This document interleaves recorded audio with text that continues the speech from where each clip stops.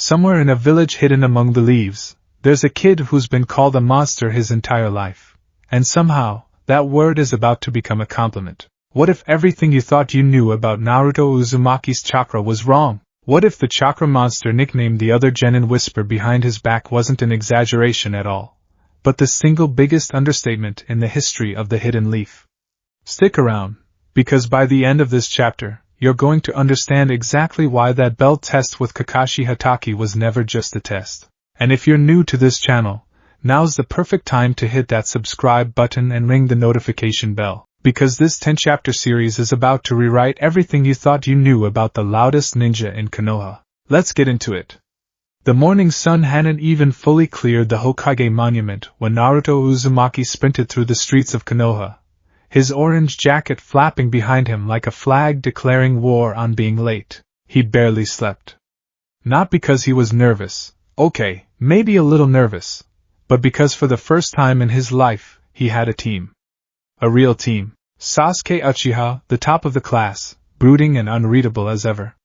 Sakura Haruno, sharp-tongued and sharper-eyed, the girl he'd been trying to impress since before he could properly explain why. And their Jonin instructor, a man with silver hair and a mask that covered more of his face than it revealed, Kakashi Hatake. Naruto didn't know it yet, but this was the day everything started to change. Not because of forehead protectors or team photos or any of the ordinary things a new genin might expect. This was the day a question got asked inside him that wouldn't get answered for a long, long time. He skidded to a stop at the training ground, chest heaving, grinning at Sakura and glaring, half out of habit, at Sasuke. Bet I beat you both here, Naruto said. You're 20 minutes late, Sakura said flatly. So are you too. Kakashi-sensei told us to come at this time, Sasuke muttered, not even looking at him. He's just later than all of us. That, as it turned out, was an understatement. 3 hours came and went. The sun climbed. Sakura's patience burned down to embers. Sasuke leaned against a wooden post with the practiced indifference of someone who'd already decided this entire exercise was beneath him. And Naruto did what Naruto always did when he was bored and anxious in equal measure. He talked. He complained. He threw a rock at a bird and missed. He asked Sakura if she wanted to get ramen after this, and got predictably shut down. And then, in a swirl of leaves that Naruto would later swear smelled faintly of old paperbacks, Kakashi Hatake finally appeared. Yo, Kakashi said, raising a hand in a lazy greeting. Sorry I'm late. I got lost on the road of life. Liar! Naruto and Sakura shouted in unison, while Sasuke just sighed through his nose. Kakashi's visible eye curved into the shape of a smile that didn't reach anywhere near sincerity. Alright. Let's get started. First impressions, why don't you three introduce yourselves? Likes, dislikes, dreams for the future, that kind of thing. Why don't you go first, sensei? Sakura asked. So we know how to do it. Kakashi considered this for exactly 1 second. Me? I'm Kakashi Hatake. I have lots of hobbies. I don't feel like telling you my likes and dislikes. And dreams for the future, never really thought about it.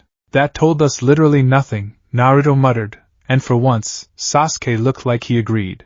They went around. Sakura talked about her likes in a way that involved a lot of glances at Sasuke and not much else. Sasuke muttered something about not really having a dream so much as an ambition, to restore something, and to kill a certain someone, in a tone that made the training ground go quiet for a beat too long. And then it was Naruto's turn. My name's Naruto Uzumaki, he said loud enough that a bird somewhere took off in alarm. I like ramen, especially from Ichiraku. I like training, and I like the people who believe in me. I dislike the 3 minutes you have to wait for instant ramen to cook, and people who judge others before they even know them. His grin widened, sharp and a little too big for his face, the kind of grin that dared the world to disagree with him. And my dream, no, not dream, my goal, is to become Hokage, and then everyone in this village is gonna have to look at me and admit they were wrong. Kakashi studied him for a moment longer than the others. There was something in that declaration, not the words themselves, which he'd more or less expected, but the way Naruto's chakra seemed to flicker when he said them, like a candle catching a draft. Kakashi filed the observation away and didn't mention it. Right, he said instead. Tomorrow, meet me at Training Ground 7 at 5 a.m. We're going to do a survival exercise. A survival exercise? Sakura repeated.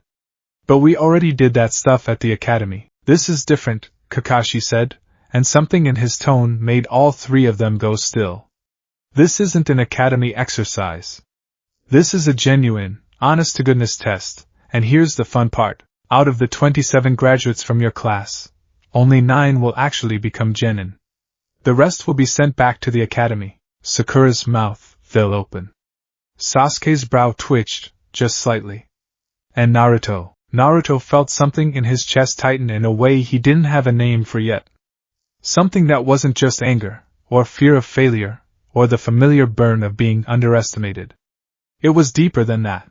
It sat low in his stomach like a coal that had been smoldering his whole life, and for one strange, disorienting second, it felt like it flared. That's basically a 50% failure rate, Kakashi went on cheerfully, either not noticing or choosing not to comment on whatever had just passed behind Naruto's eyes. Don't eat breakfast tomorrow, by the way. You'll throw up. He vanished in another swirl of leaves, and the 3 genin were left standing in the training ground, the weight of tomorrow settling over them like a fog that hadn't quite decided to lift. Now here's the thing about that night, the night before the bell test, that nobody in the story would ever fully explain, because nobody who was there actually understood what they were looking at. Naruto couldn't sleep. He lay in his cramped little apartment, blankets kicked halfway off, staring at the ceiling and running through everything Kakashi had said. A 50% failure rate. Only 9 genin out of 27. He thought about Iruka-sensei, who'd believed in him when almost nobody else had. He thought about the forehead protector sitting on his nightstand, still shiny, still new, still his. And he thought, with a stubbornness that had gotten him through more hardship than any 12-year-old should have had to survive, that he was not going back to the academy. Not after everything.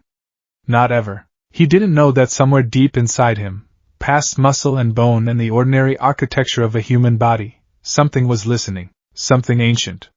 Something that had been sealed inside him since the day he was born, wrapped in layers of fuinjutsu so precise and so deliberate that even the seal itself didn't fully understand what else it had been built to contain. The nine-tailed fox, Kurama, though Naruto wouldn't learn that name for a long while yet, stirred in the dark of Naruto's mindscape, red eyes cracking open behind a cage of bars and paper talismans. The fox had felt it too. That flicker, out on the training ground, when the boy had said the word Hokage like it was a promise sworn in blood. Kurama didn't move. Didn't speak. It simply watched, the way it had been watching for 12 years, waiting for a question it hadn't yet decided whether it wanted answered. 5 a.m. came fast and mean. Naruto arrived at Training Ground 7 bleary-eyed but buzzing with nervous energy, his stomach growling in open rebellion against Kakashi's no-breakfast rule. Sakura looked immaculate despite the hour, which Naruto found deeply unfair. Sasuke looked like he'd been up training since 3, which, Naruto suspected, was probably true. Kakashi arrived, late, as always, carrying an alarm clock, which he set on a training post with the solemn ceremony of a man setting up something far more dangerous than a kitchen timer. Here's how this works, he said, holding up 2 small bells that jingled faintly in the morning air. You have until noon to get one of these bells from me. Whoever doesn't get a bell goes without lunch, and I'll tie them to that post over there and eat in front of them. He smiled behind his mask, and somehow it was worse than if he'd frowned. Also, if you don't get a bell, you fail. Simple as that. There's only 2 bells, Sakura said slowly. There's 3 of us. Astute observation, Kakashi said. That means at least one of you fails no matter what happens. Maybe all 3 of you fail, if you can't get a bell at all. Naruto's hands curled into fists at his sides. Sasuke's expression didn't change, but something in his stance shifted, weight settling low and ready. Come at me with the intent to kill, Kakashi said, almost lazily, or you won't stand a chance. That was, in retrospect, a mistake. Or maybe it was exactly what Kakashi wanted, a spark thrown into dry kindling to see what caught fire. Because the second he said the word kill, something in Naruto's chest that had been simmering all night long went from a low burn to something closer to a boil. I'll show you, Naruto muttered, low enough that only he heard it. I'll show all of you. Begin! Kakashi called. Sakura and Sasuke vanished into the tree line instantly, expert enough in the Academy's stealth drills to understand that charging a Jonin head-on was suicide. Naruto, predictably, did not do that. Hey! He bellowed, standing in the open clearing with his hands on his hips. Fight me for real, you coward! Face me head-on like a man. Kakashi actually laughed. You're an interesting kid, he said, pulling a small orange book from his hip pouch and flipping it open with one hand, not even bothering to look up. All right.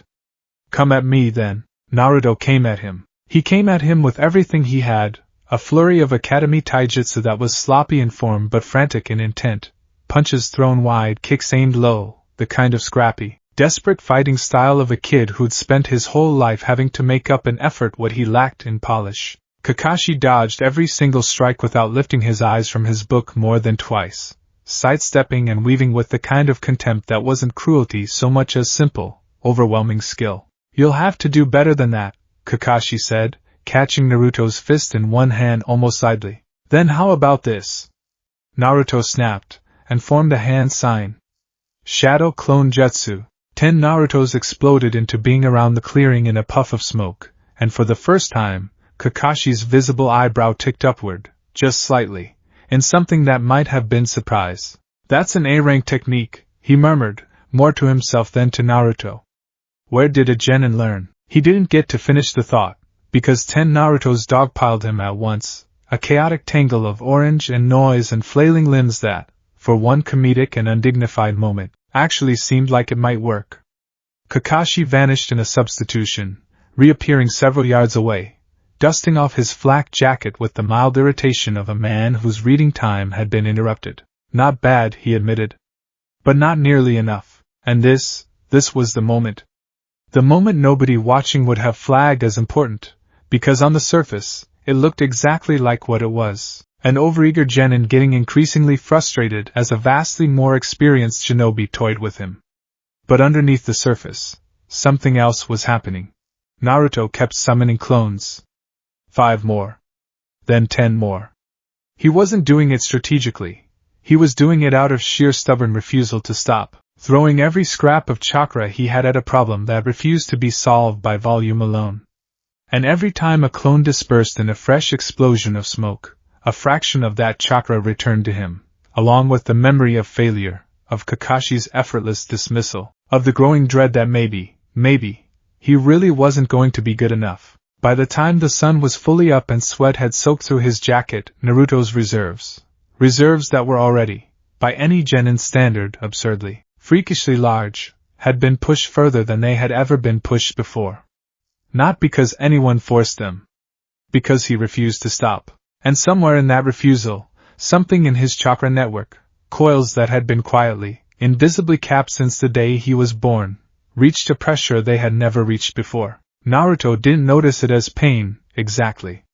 It was more like a pressure behind his sternum, a heat that didn't belong to exhaustion. He staggered mid-charge, one hand going to his chest, and for a split second, less than a second, really, barely long enough to register, his eyes flickered from blue to a shade of gold-orange that had no business being there, and the air around him seemed to bend, like heat rising off summer asphalt. It lasted maybe half a second.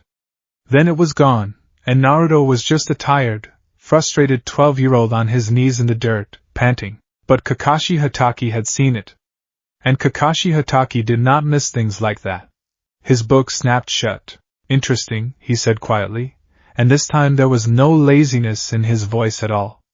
If you've watched any of my other Naruto What If series, you know I love a good slow burn, but trust me, this one is about to speed up fast. Because what Kakashi just witnessed is only the very first crack in a door that's about to blow wide open. Make sure you're subscribed so you don't miss where this goes, because Chapter 2 is where things start getting really interesting. But we're not there yet. Let's get back to the fight. Kakashi didn't say anything about what he'd seen, not yet. Instead, he closed the distance in a single, unhurried step and drove a knee into Naruto's stomach hard enough to knock the wind out of him, and send him sprawling backward into the dirt. Focus, Kakashi said, not unkindly.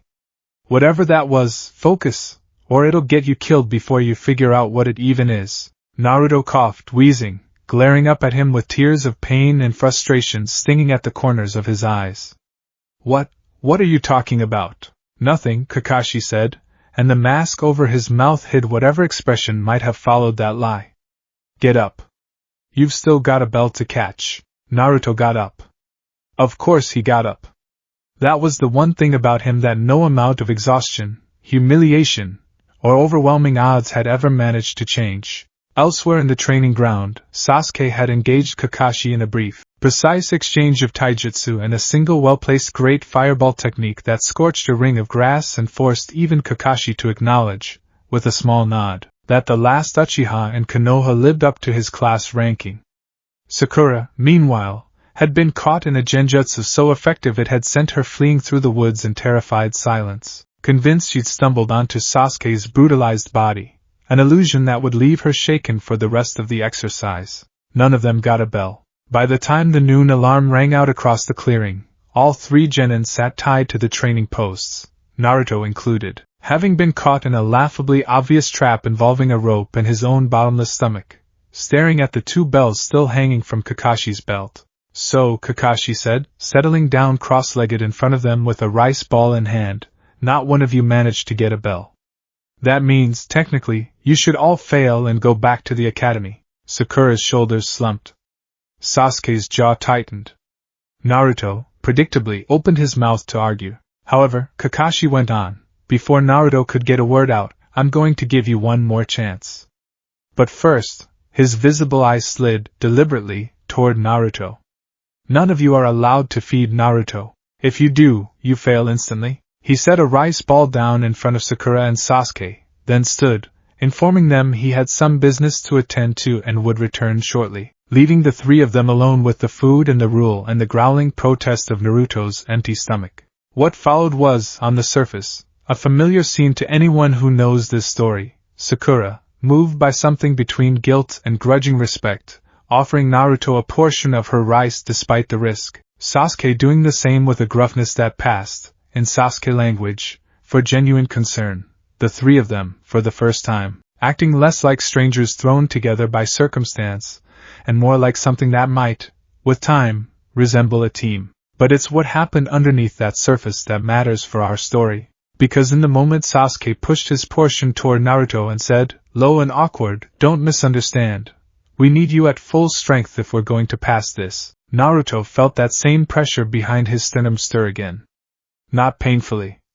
Not even really noticeably to him. Just a warmth spreading from his chest outward, as though something inside him had recognized the moment for what it was, a thread of genuine connection, however small, however new, and had decided, quietly, that it approved. Kakashi, watching from a hidden vantage point exactly as he'd planned, saw the 3 of them share the food. He also saw, in the instant Naruto accepted Sasuke's rice ball, a flicker of chakra ripple across the boy's skin, faint as heat haze, gone before anyone but a trained eye could have caught it. Twice now. Kakashi filed that observation away with the first one, and this time, he didn't just note it. He made a decision. You pass, Kakashi announced, appearing in a swirl of leaves with such perfect comic timing that all 3 genin nearly fell over. What? Sakura and Naruto shouted in unison, while Sasuke simply blinked. But we didn't get a single bell, Sakura protested.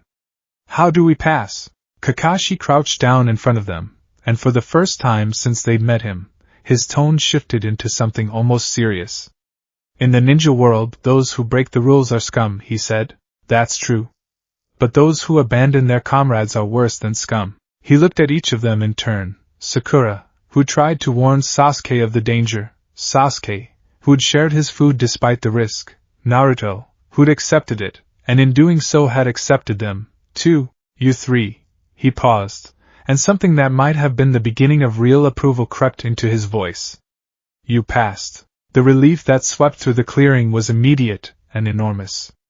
Sakura actually cried a little, though she'd deny it fiercely for years afterward. Sasuke allowed himself the barest ghost of a smile before it vanished. And Naruto threw both fists into the air and whooped loud enough to startle every bird within a half-mile radius, the exhaustion of the day forgotten in an instant. We're Team 7! He shouted. We're actual, real ninja now.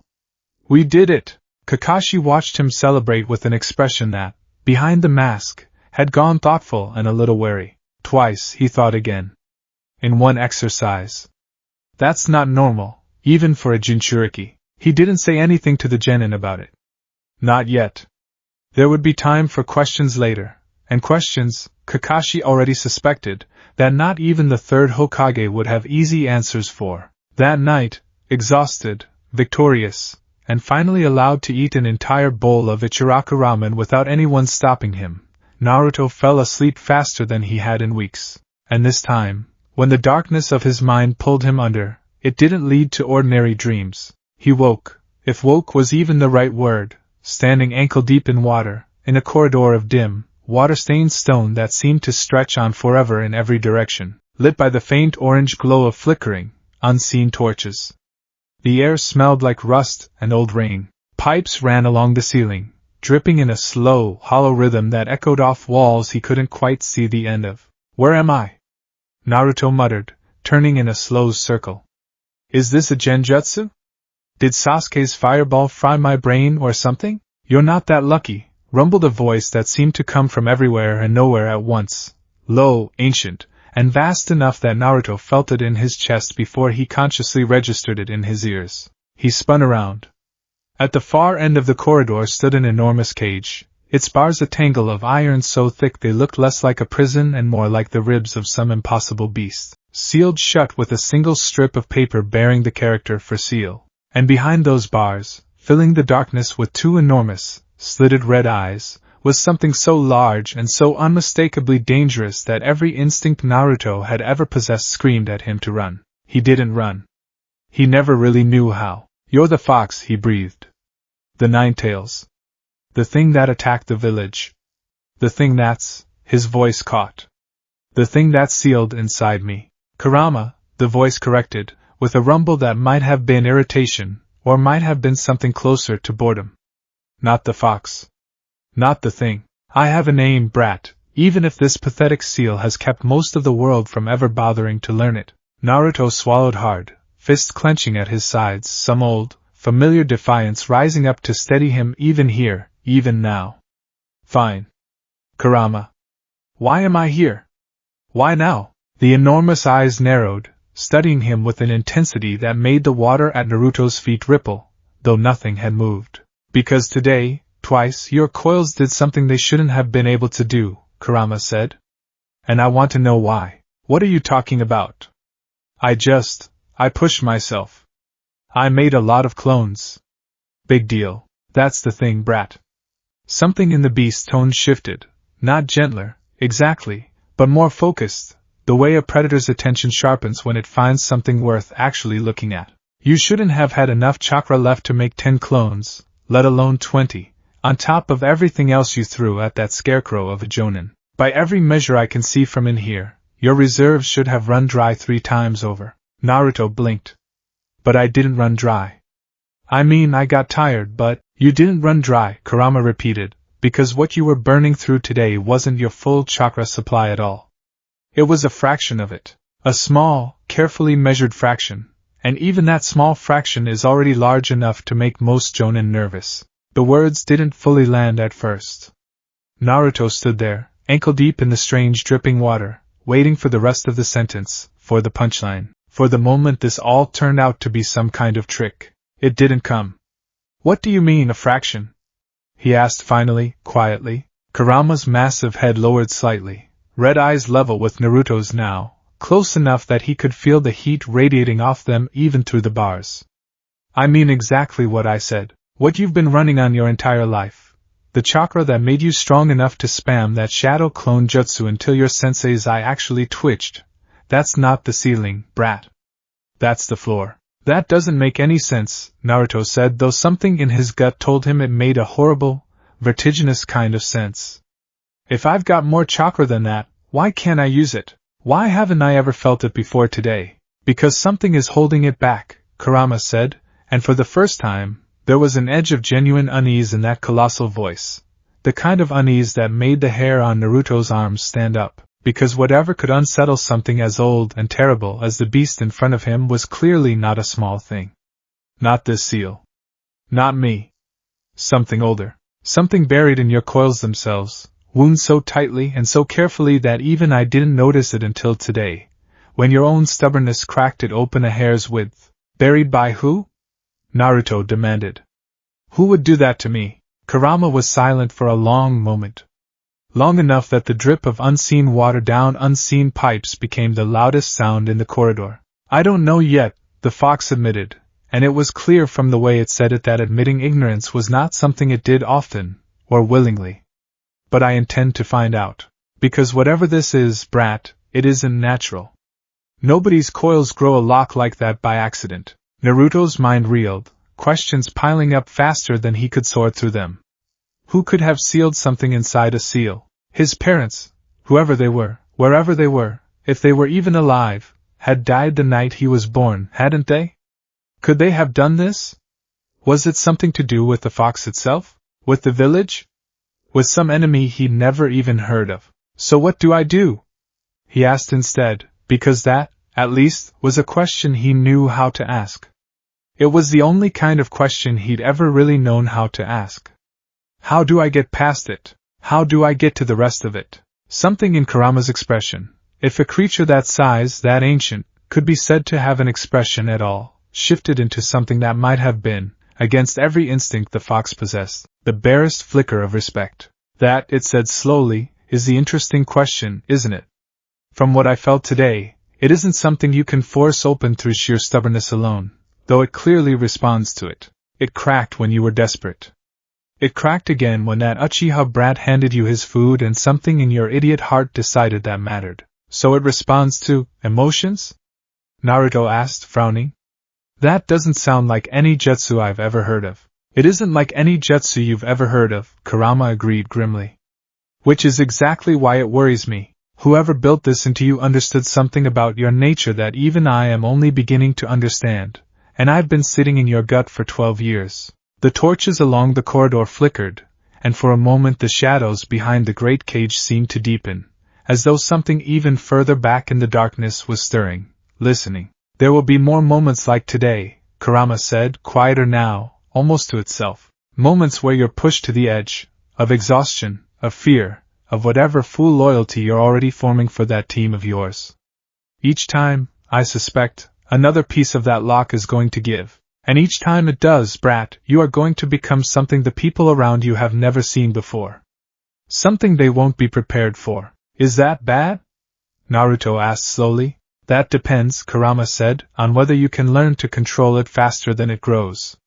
Power without control is just a different word for a disaster waiting to happen. And you, brat, are already disaster enough without an ocean of unclaimed chakra sloshing around behind a door that keeps cracking open at random. Naruto absorbed that in silence for a long moment, staring down at the rippling black water around his ankles, feeling, for the first time since he'd woken up in this strange, dripping corridor, genuinely, completely out of his depth. And then, because he was who he was, he looked back up at the enormous, ancient, terrifying creature on the other side of those bars, and grinned.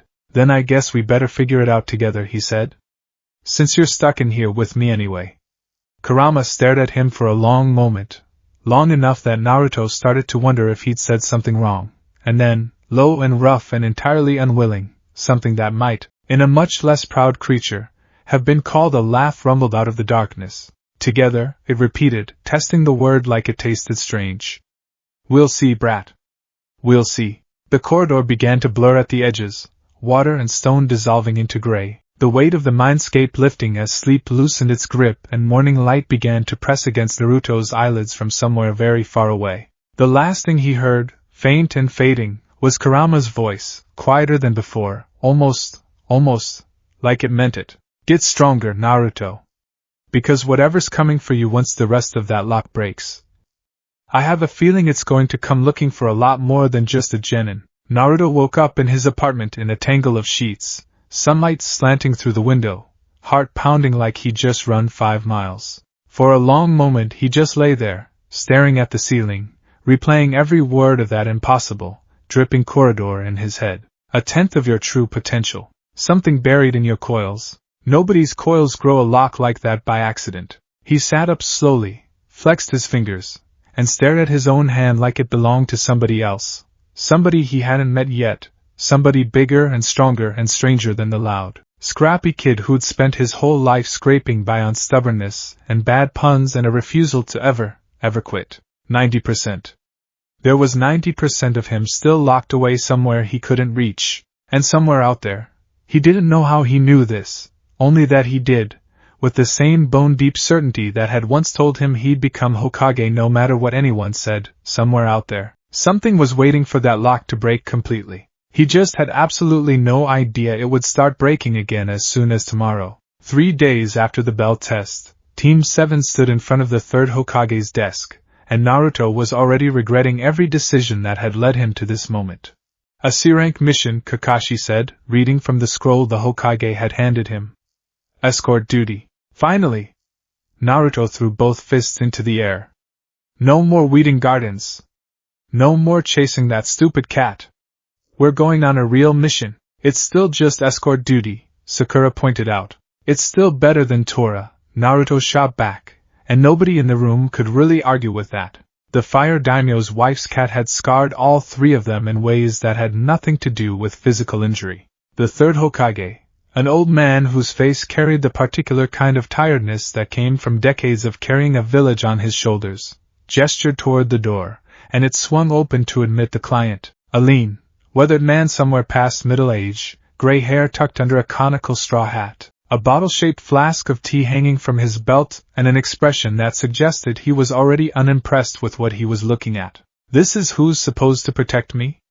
The man said, looking Team 7 over with open skepticism, his eyes lingering longest, and least favorably, on Naruto. The short one especially looks like he couldn't handle himself in a fight. Something in Naruto's chest flared, not the strange chakra pressure from before, just plain old 12-year-old indignation, and he opened his mouth to shout something back before Kakashi's hand landed on his shoulder, a silent, practiced warning. On Tazuna, the man went on, taking a long pull from his tea flask.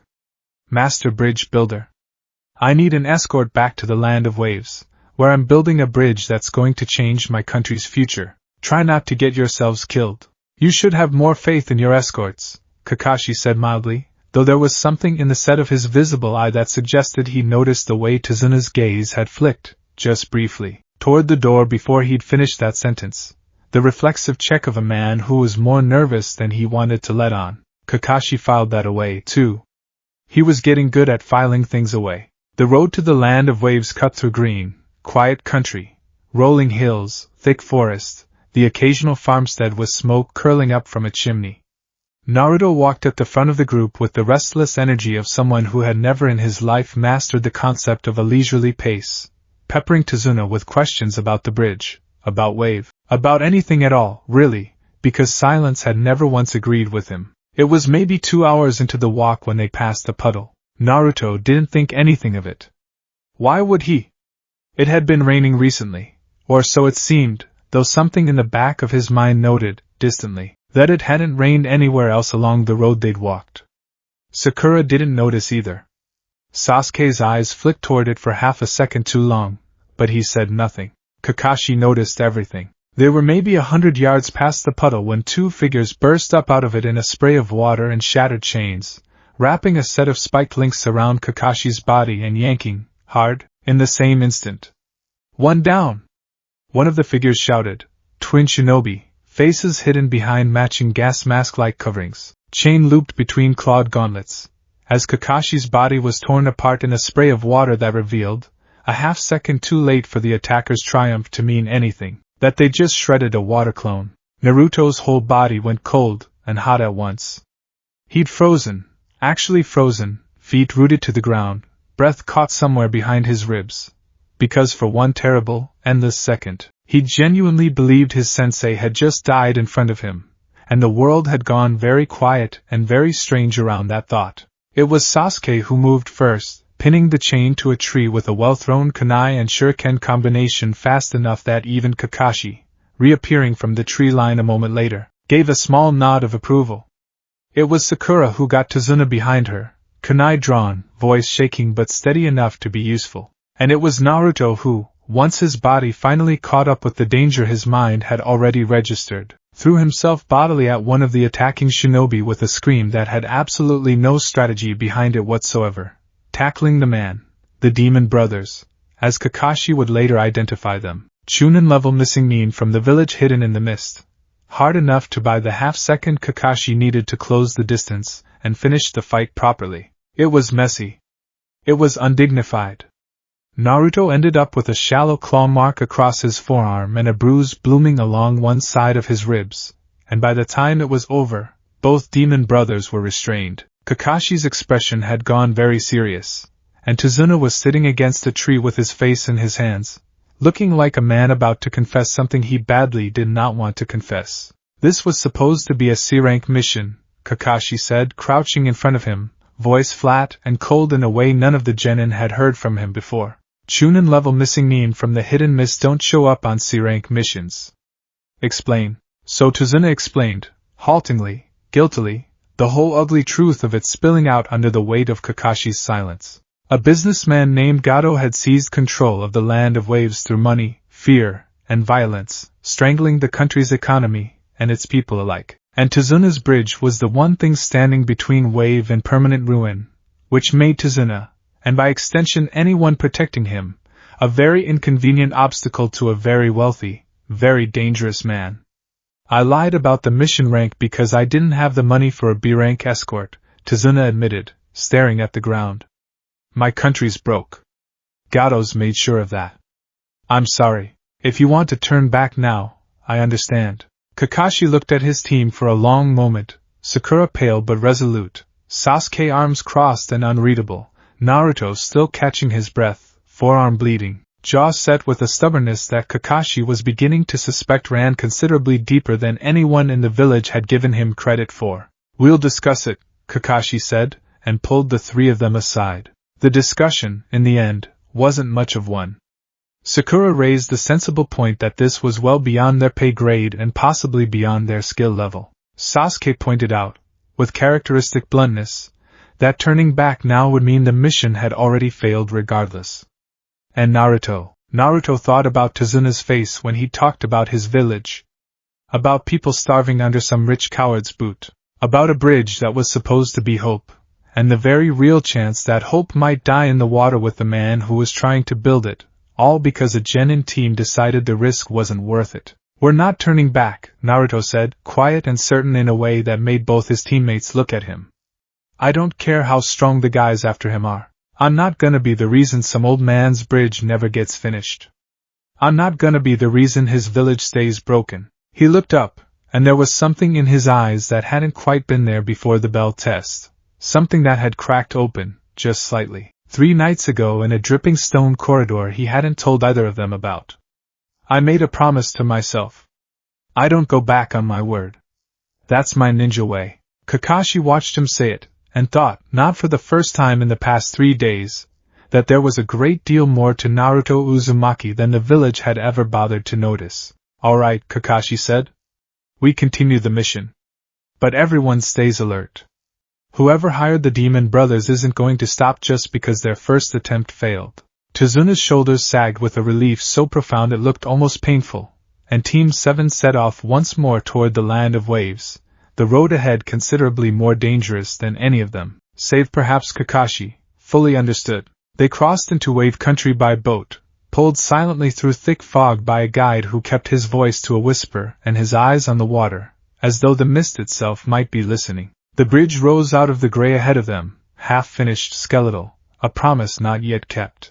Wave itself, when they finally set foot on it, was a country holding its breath, thin, hollow-eyed people going about half-hearted business in streets that had clearly once been prosperous. The weight of Gato's occupation pressing down on everything like a held breath nobody was allowed to release. Tazuna's daughter, Tsunami, welcomed them into her home with the tired warmth of a woman who had learned to keep hospitality alive even when very little else in her life remained easy. Her son, a boy named Inari, regarded Team 7 with a flat, joyless suspicion that made Naruto's jaw tighten every time the kid opened his mouth to say something cynical about heroes not existing, about effort not matching, about how in this world, the strong crush the weak and that was simply how things were.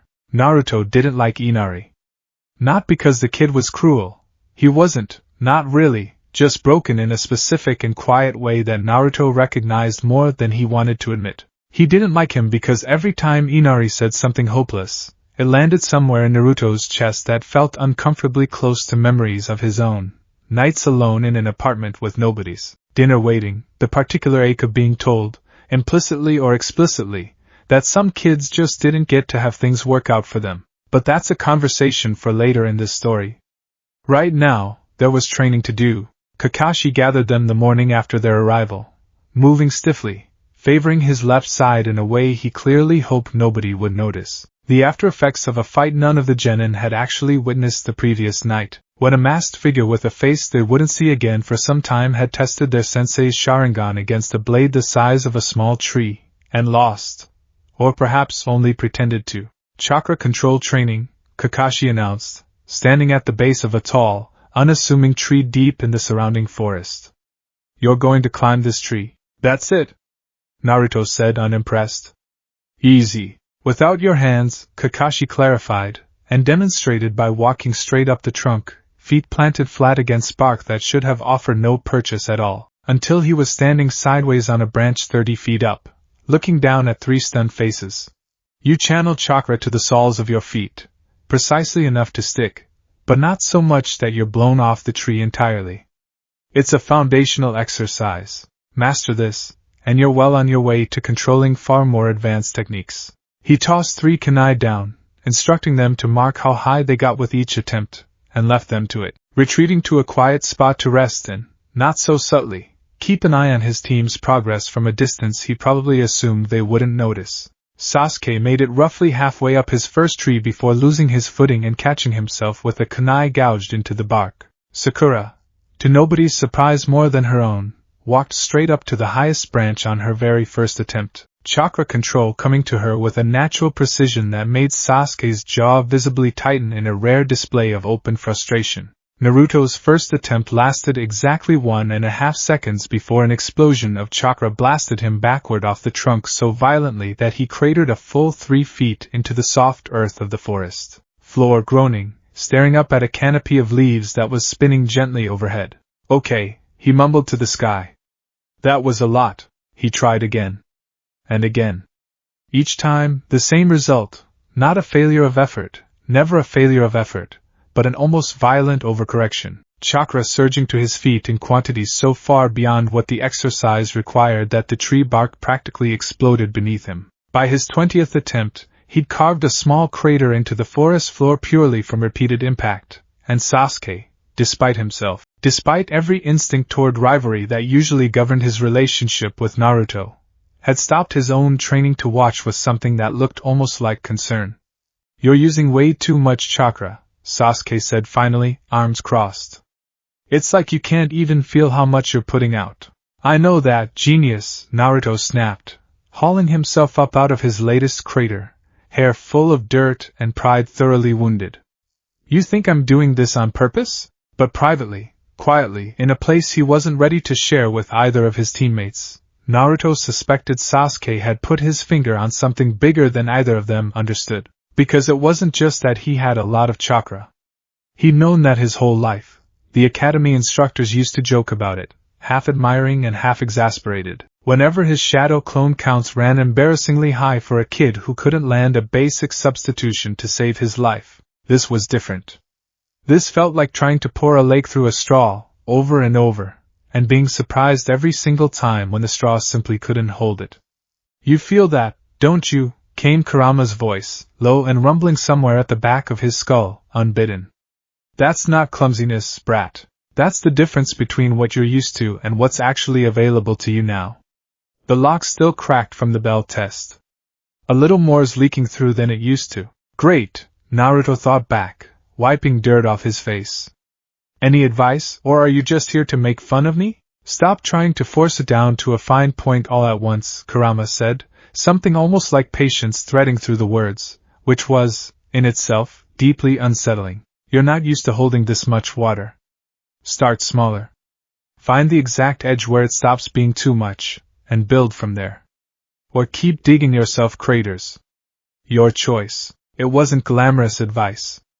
It wasn't the kind of thing that made for a dramatic training montage. But Naruto, stubborn as ever, took it, slowing down, paying closer attention to the exact moment his chakra began to overflow rather than simply throwing everything he had at the tree and hoping for the best. And by sundown, exhausted, filthy, and thoroughly humbled, he'd made it a full 12 feet up the trunk before losing his footing. It wasn't as high as Sakura had gotten on her first try. But it was progress. And progress, for Naruto Uzumaki, had always been enough to build a fire on. The fire, as it turned out, was about to become considerably more literal. 4 days into their stay, with Kakashi's strength mostly recovered and the genin's tree climbing improving by increments, Team 7 escorted Tazuna to the bridge for what should have been an unremarkable day of work. The mist that morning was thick even by wave standards, rolling low across the water and swallowing the half-built bridge's far end into gray nothing. It was Sasuke's Sharingan sharp eyes, not yet awakened, not yet, but trained keenly enough regardless, that caught the first flicker of movement in that mist, an instant before a massive blade came whistling out of the fog, forcing Kakashi to shove Tazuna and all 3 genin bodily out of its path. The blade buried itself in a wooden support post with a force that made the entire bridge tremble, and out of the mist walked a man who didn't so much enter the scene as arrive in it. Tall, shirtless beneath a set of bandages wrapped across the lower half of his face, eyes the flat, predatory calm of someone who had made peace with violence a long time ago. "Zabuza Momochi," Kakashi said, and something in his voice had gone very quiet, very careful. "Demon of the hidden mist." Kakashi of the Sharingan, Zabuza returned, retrieving his massive blade from the post with an ease that suggested its weight meant nothing to him at all. "I was wondering when you'd show your face properly. Hand over the old man, and I'll make this quick." "Everyone, stay back," Kakashi said, hand rising to the Hittite covering his left eye. "This is a Jonin-level opponent. This isn't a fight for genin." He pushed his headband up, revealing the Sharingan beneath, a swirl of red and black that made Zabuza's visible eye narrow with something between wariness and grim amusement, and the two of them moved, impossibly fast, into a fight that the 3 genin could barely track with their eyes, let alone hope to join. It didn't take long for the fight to turn against Kakashi. Zabuza's mastery of water techniques on his home ground was near total, his hidden mist technique swallowing the battlefield into a fog so thick that even Kakashi's Sharingan struggled to track him through it, his voice drifting disembodied through the gray, listing off the vital points of the human body one by one in a tone that made Sakura's hands shake around her kunai. And then, in a single decisive motion, Zabuza had Kakashi trapped, sealed inside an orb of solid, crushing water. A water prison technique that left a water clone free to advance on the genin, while the real Zabuza held their sensei captive, utterly unable to break free without abandoning the jutsu that kept him trapped in the first place. "Run," Kakashi ordered, voice strained with the effort of simply staying conscious inside the crushing pressure of the water. "This isn't a fight you can win. Get Tazuna to safety. We're not leaving you!" Naruto shouted back, and the water clone, grinning behind its bandages, every bit as dangerous as the original despite being a mere fraction of its strength, began advancing on them with unhurried, contemptuous confidence. What followed was, by any objective measure, a disaster. Sasuke's shuriken barrage was deflected with lazy ease. Sakura, positioned to protect Tazuna, found herself paralyzed by the sheer killing intent radiating off the water clone as it turned its attention toward her and the old man both. And Naruto watched his sensei's face going gray behind that crushing sphere of water, watched a fight he had absolutely no ability to win closing in on his teammates, and the man they'd sworn to protect, and felt something in his chest crack wide open for the second time in his life. Kurama, he thought, desperate, cornered, the water clone's shadow already falling over Sakura and Tazuna both. I need something. Anything. Please, then take it," Kurama's voice roared back, and for the first time since that dripping corridor, Naruto felt something inside him give way completely. Not a crack this time, but a door thrown open, chakra flooding through channels that had never once in his life carried this much weight, hot and vast and utterly overwhelming. The water clone's fist was an inch from Sakura's face when Naruto's hand closed around its wrist. The clone had time to register surprise, an actual flicker of it, visible even through bandages and mist, before Naruto's grip, augmented by a surge of chakra that no genin, no chunin, arguably no ordinary jonin should have been capable of producing, simply crushed the water construct into nothing, sending a spray of harmless liquid scattering across the bridge. Every head on that battlefield turned toward him at once. Chakra chains, thin, glowing, impossibly fine links of pale gold light, had erupted from the skin of Naruto's forearms, wrapping loosely around his hands and forearms like a second skin made of pure will. His eyes had shifted, gold-orange bleeding into blue, pupils gone narrow and slitted, whisker marks on his cheeks darkening into something almost feral. The pressure radiating off him was enough to make Sakura stumble backward, enough to make Sasuke's breath catch, enough that even Zabuza, holding Kakashi captive from 30 feet away, felt something crawl up the back of his neck that he hadn't felt since standing in front of the 7 swordsmen's most dangerous members. "What," Zabuza said slowly, "is that?"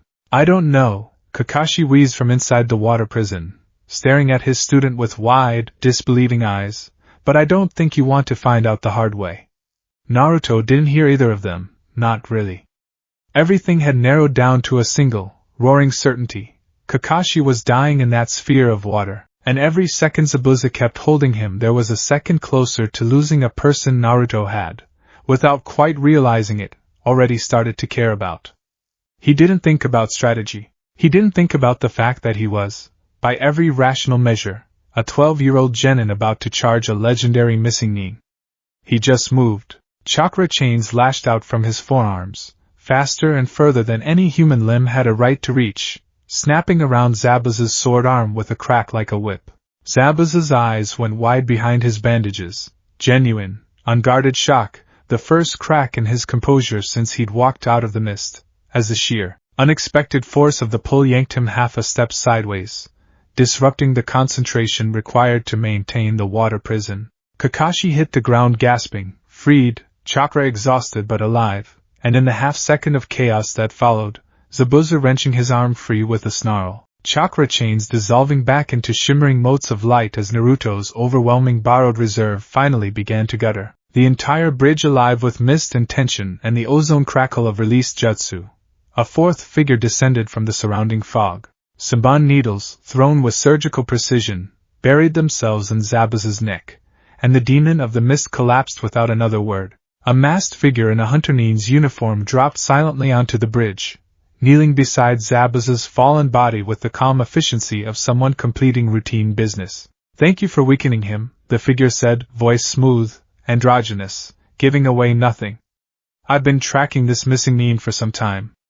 I'll dispose of the body properly now." And then, in a swirl of leaves not unlike Kakashi's own signature exit, the masked hunter nin vanished with Zabuza's body, leaving Team 7 standing in stunned, ringing silence on a half-finished bridge, mist slowly clearing to reveal a battlefield that none of them, 10 minutes earlier, would have believed they could walk away from. Naruto's knees buckled the second the adrenaline finally left him. Sasuke caught him before he hit the ground, expression somewhere between shock and something that, on anyone else's face, might have been called all.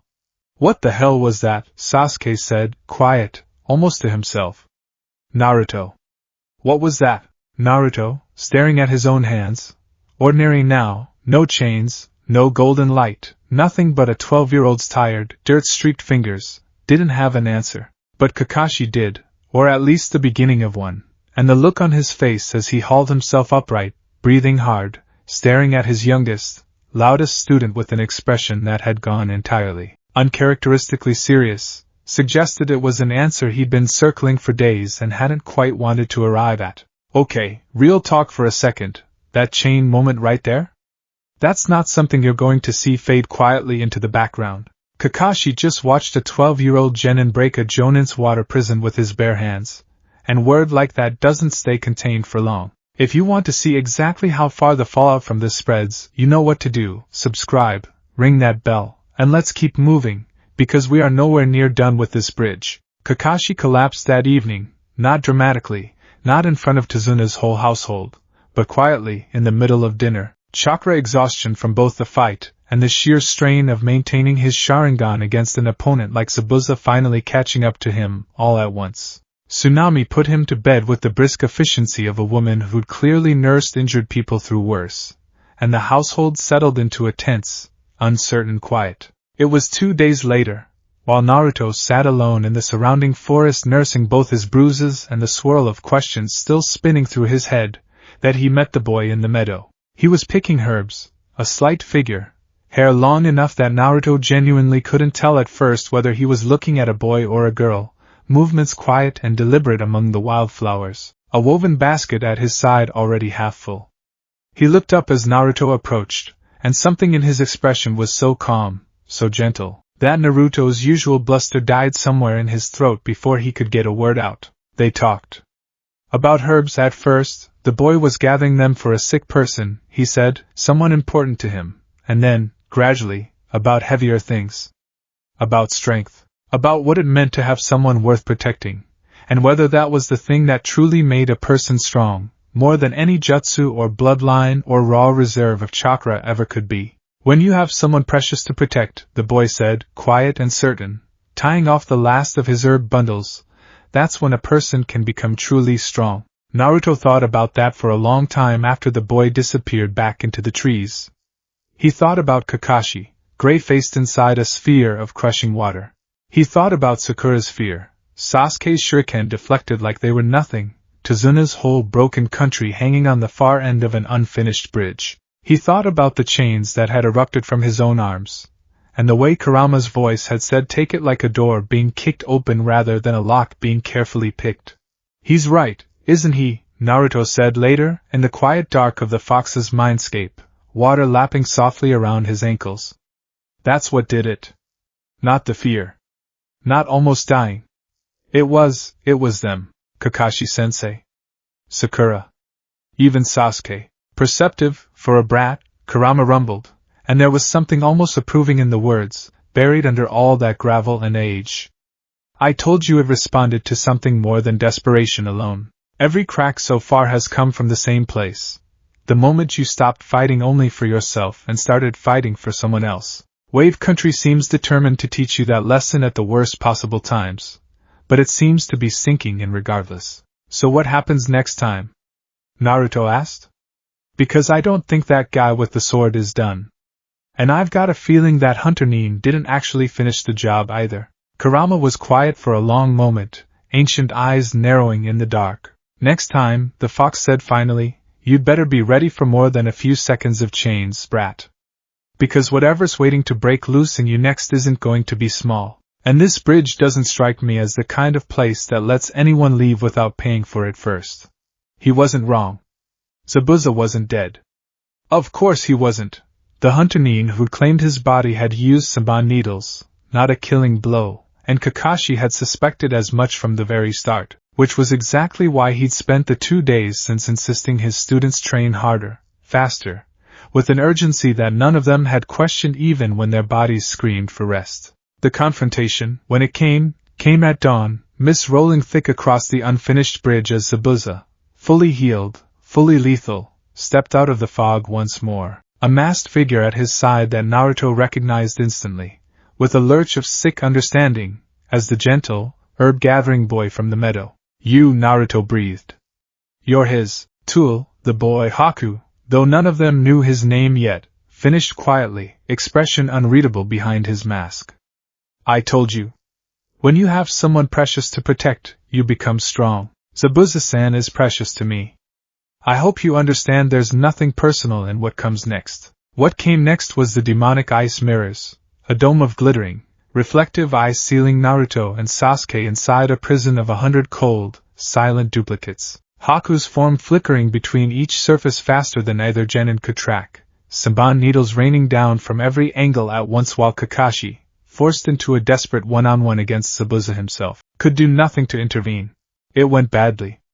It went very, very badly. Sasuke's Sharingan awakened in the chaos, 2 tomos spinning to life in his eyes for the first time, a flash of prodigious brilliance that let him start tracking Haku's movement between mirrors.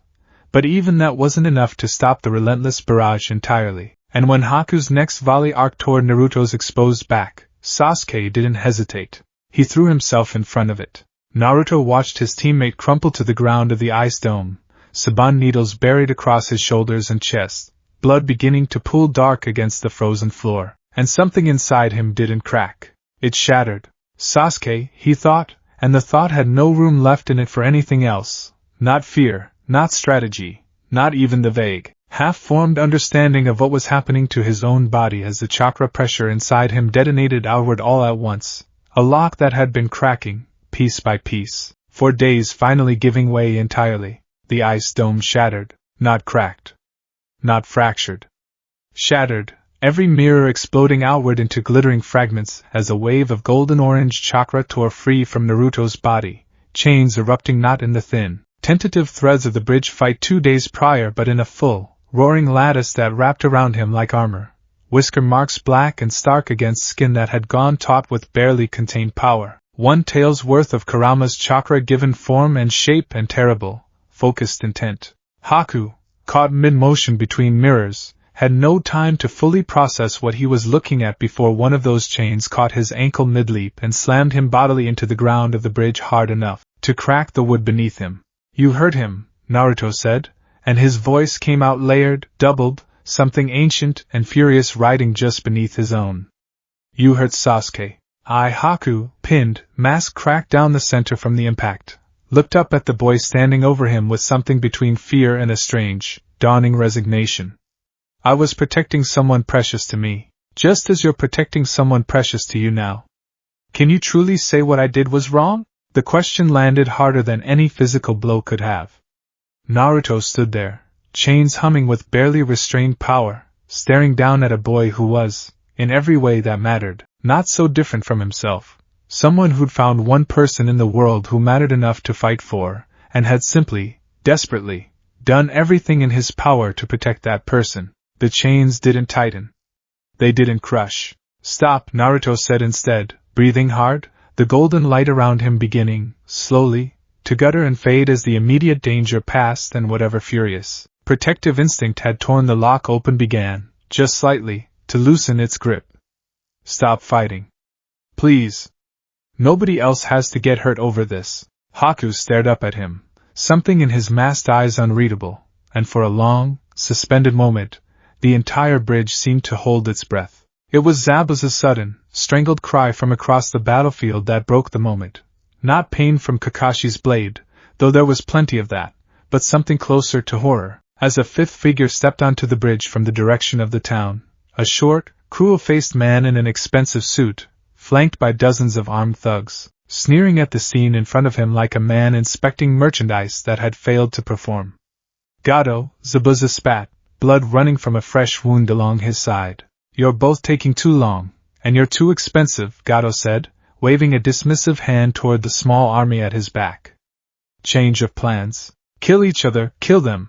I don't particularly care anymore. My men will clean up whoever's left standing, and it'll cost me a lot less than paying you 2 idiots your fee." The betrayal landed on Zabuza's face like a physical blow, and something in the missing Nin's expression shifted. Old, buried resentment at a lifetime spent as someone else's expendable tool boiling up all at once, fixing itself now on Gato with an intensity that made even his small army take an uncertain step back. What followed was chaos of an entirely different flavor. Zabuza, wounded and furious, cutting a path through Gato's mercenaries with a fury that had nothing left to do with his contract and everything to do with a lifetime's accumulated rage finally finding a target worth spending it on. Haku, freed from Naruto's chains as the boy made a choice of his own, moving to fight at Zabuza's side one final time, and Naruto himself, chakra still humming faintly beneath his skin, throwing himself into the fray to help hold the line against Gato's thugs alongside Sakura, alongside Kakashi, alongside a badly wounded but stubbornly upright Sasuke.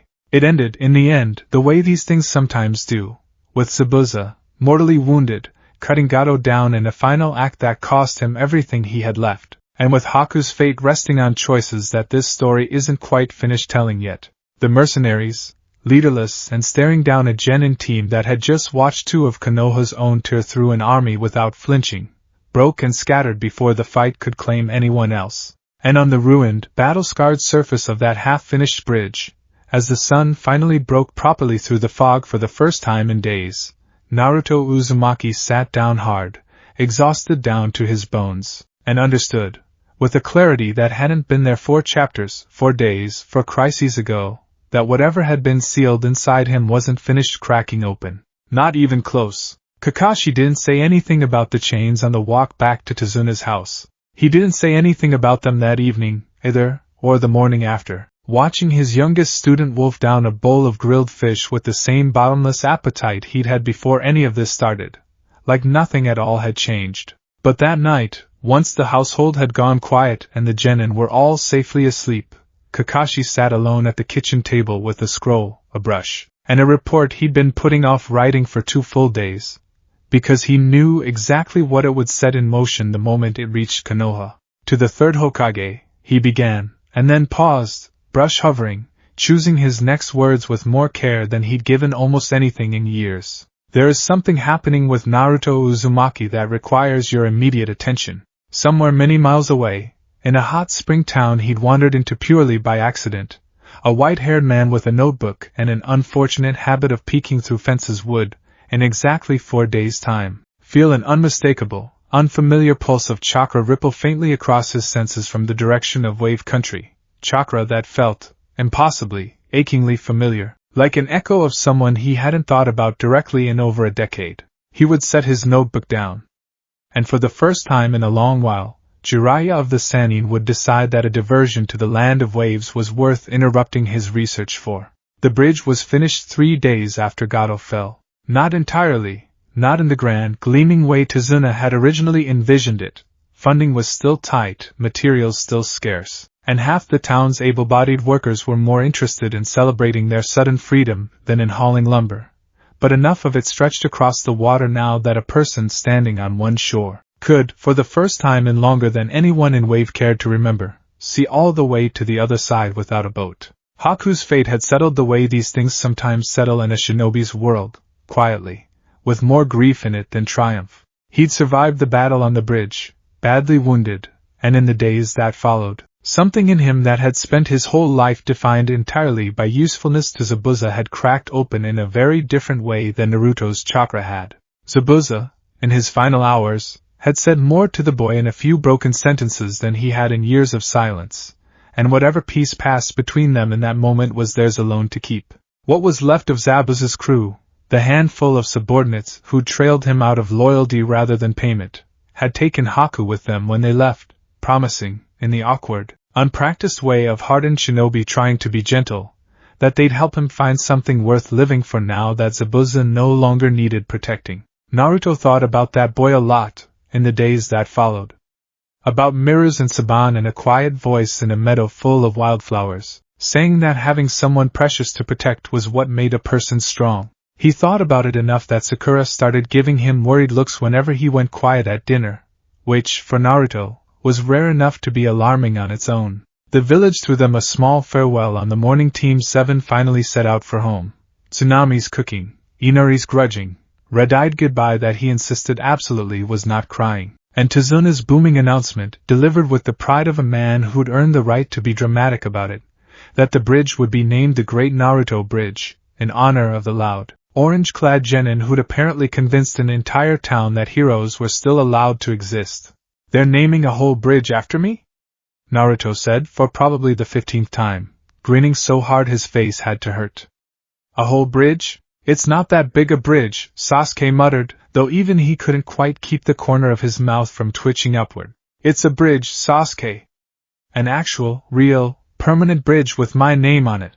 Kakashi, walking a few paces behind with his ever-present orange book back in hand, allowed himself a small, private smile behind his mask and said nothing at all, though his mind, if his teammates had been paying closer attention, was clearly somewhere else entirely, turning over the report he'd already sent ahead to Konoha, and what exactly he was going to say when the third Hokage inevitably called him in to explain it in person. They were 2 days into the walk home, deep in a stretch of forest thick enough that sunlight came down in broken, dappled patches, when a man dropped out of a tree directly into their path with all the subtlety of a festival performer expecting applause. He was tall, enormous, really, by any ordinary measure, with a wild mane of white hair pulled back in a long ponytail, red markings running down from his eyes like war paint that had never quite washed off, and a scroll strapped diagonally across his back nearly as large as he was.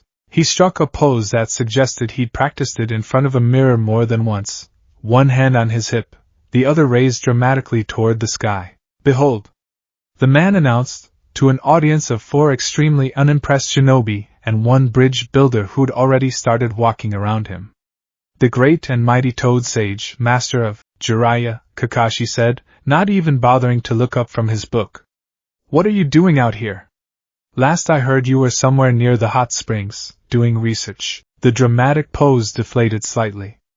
"Kakashi, you could at least let a man finish his introduction." Jiraiya's sharp eyes swept over the 4 genin, lingering, just briefly, on Naruto, in a way that was quick enough most people would have missed it entirely, before settling back on his old Academy junior with a more serious expression than the theatrical entrance had suggested.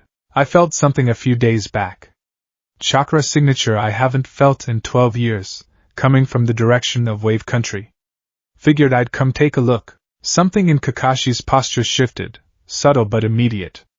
"You felt it from that far away?" "I felt an echo of it," Jiraiya corrected. "Which is, frankly, more unsettling than if I'd felt the whole thing. That's not something that should be leaking that far, that easily." His gaze slid, deliberate this time, fully onto Naruto, who was staring up at him with the particular blend of suspicion and undisguised curiosity that Naruto reserved for anyone who looked at him like he was a puzzle rather than a nuisance. "Kid, what's your name?" "Naruto Uzumaki." "Believe it." Naruto stuck his chin out, defensive in the specific way he always got when strangers examined him too closely, like he was bracing for the inevitable follow-up. The flicker of recognition, the way adults' faces sometimes changed the instant they heard that surname, or looked too long into his eyes, the whispered word demon that he'd learned to hear coming from 3 streets away. "Who are you supposed to be, old man?" Jiraiya's eyebrows shot up, and for a second something crossed his face that was almost startled, not by the rudeness, which he seemed entirely unbothered by, but by something else, something in the set of the boy's jaw or the shape of his grin that clearly reminded him powerfully of someone. "Jiraiya," he said again, quieter this time. "One of the legendary Sannin. And you, kid, are going to want to remember that name, because I have a feeling you and I are going to be seeing a lot more of each other." "Why would I care about some old idiot who jumps out of trees?" Naruto said, and Sakura, despite herself, snorted. "Idiot? I am a distinguished author and scholar of the shinobi arts. I'll have you know my novels are beloved across 3 countries. Jiraiya sputtered, and Kakashi, watching the exchange with an expression of long-suffering familiarity, decided this was probably the moment to intervene before things devolved any further. "Jiraiya-sama," he said, "given what happened in Wave, I think it would be worth your time to speak with the Hokage directly. There are things about this mission that go beyond a simple escort job." Something in Jiraiya's expression sobered instantly, all traces of theatrical bluster dropping away like a mask coming off. "Yeah," he said, quiet. "I got that impression." He looked at Naruto once more, a longer look this time, thoughtful, almost sad in a way none of the genin could account for, and reached out to ruffle the boy's hair with a rough, oddly gentle hand before Naruto could duck away. "Hey, take care of yourself, kid," Jiraiya said. "I mean that. I'll be seeing you again soon." And then, in a poof of smoke every bit as theatrical as his entrance, he was gone, leaving Team 7 standing in the dappled forest light with considerably more questions than they'd had 5 minutes earlier. "Who was that guy, really?" Naruto asked, staring at the space where Jiraiya had been standing. Kakashi considered his answer for a long moment. "Someone who's about to become very important to you," he said finally, and refused to elaborate any further no matter how much Naruto pestered him for the rest of the walk home. Konoha welcomed them back the way it always did, gates creaking open, the familiar noise and bustle of the village settling around them like a favorite blanket, but underneath the ordinary homecoming, something had already shifted. Kakashi was called before the 3rd Hokage within an hour of their return, alone, and the meeting lasted considerably longer than any mission debrief had any business taking. None of the genin were there for it. But if they had been, they would have heard Kakashi lay out everything: the incident during the bell test, the chains on the bridge against Zabuza's water clone, the far more dramatic display against Haku's ice mirrors, and the careful, measured tone of a man reporting something he still didn't fully understand himself. They would have seen the 3rd Hokage's expression darken, the old man's pipe going forgotten and cold in his hand as he listened, his mind clearly working through implications that stretched back further than a single mission, further than even Kakashi's report could account for. Kushina, the Hokage murmured at one point, so quietly Kakashi almost missed it. Could this be something to do with? He didn't finish the thought aloud.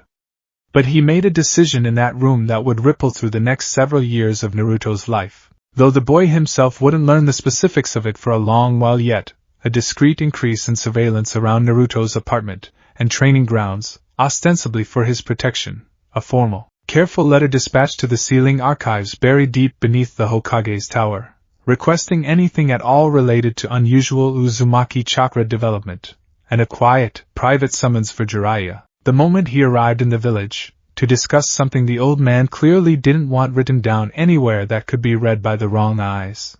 Naruto, blissfully unaware of any of this, spent his first day back in Konoha doing exactly what any 12-year-old freshly returned from a life-or-death mission would do, eating an absolutely obscene quantity of ramen at Ichiraku, regaling old Tsuchi and his daughter Ayam with a version of the wave mission that grew more heroic with every bowl, and falling asleep that night in his own bed for the first time in what felt like a month, thoroughly, gratefully exhausted. He did not expect what waited for him the next morning. "All right," Kakashi said, standing in training ground 7 with an expression that suggested he'd been looking forward to this particular conversation.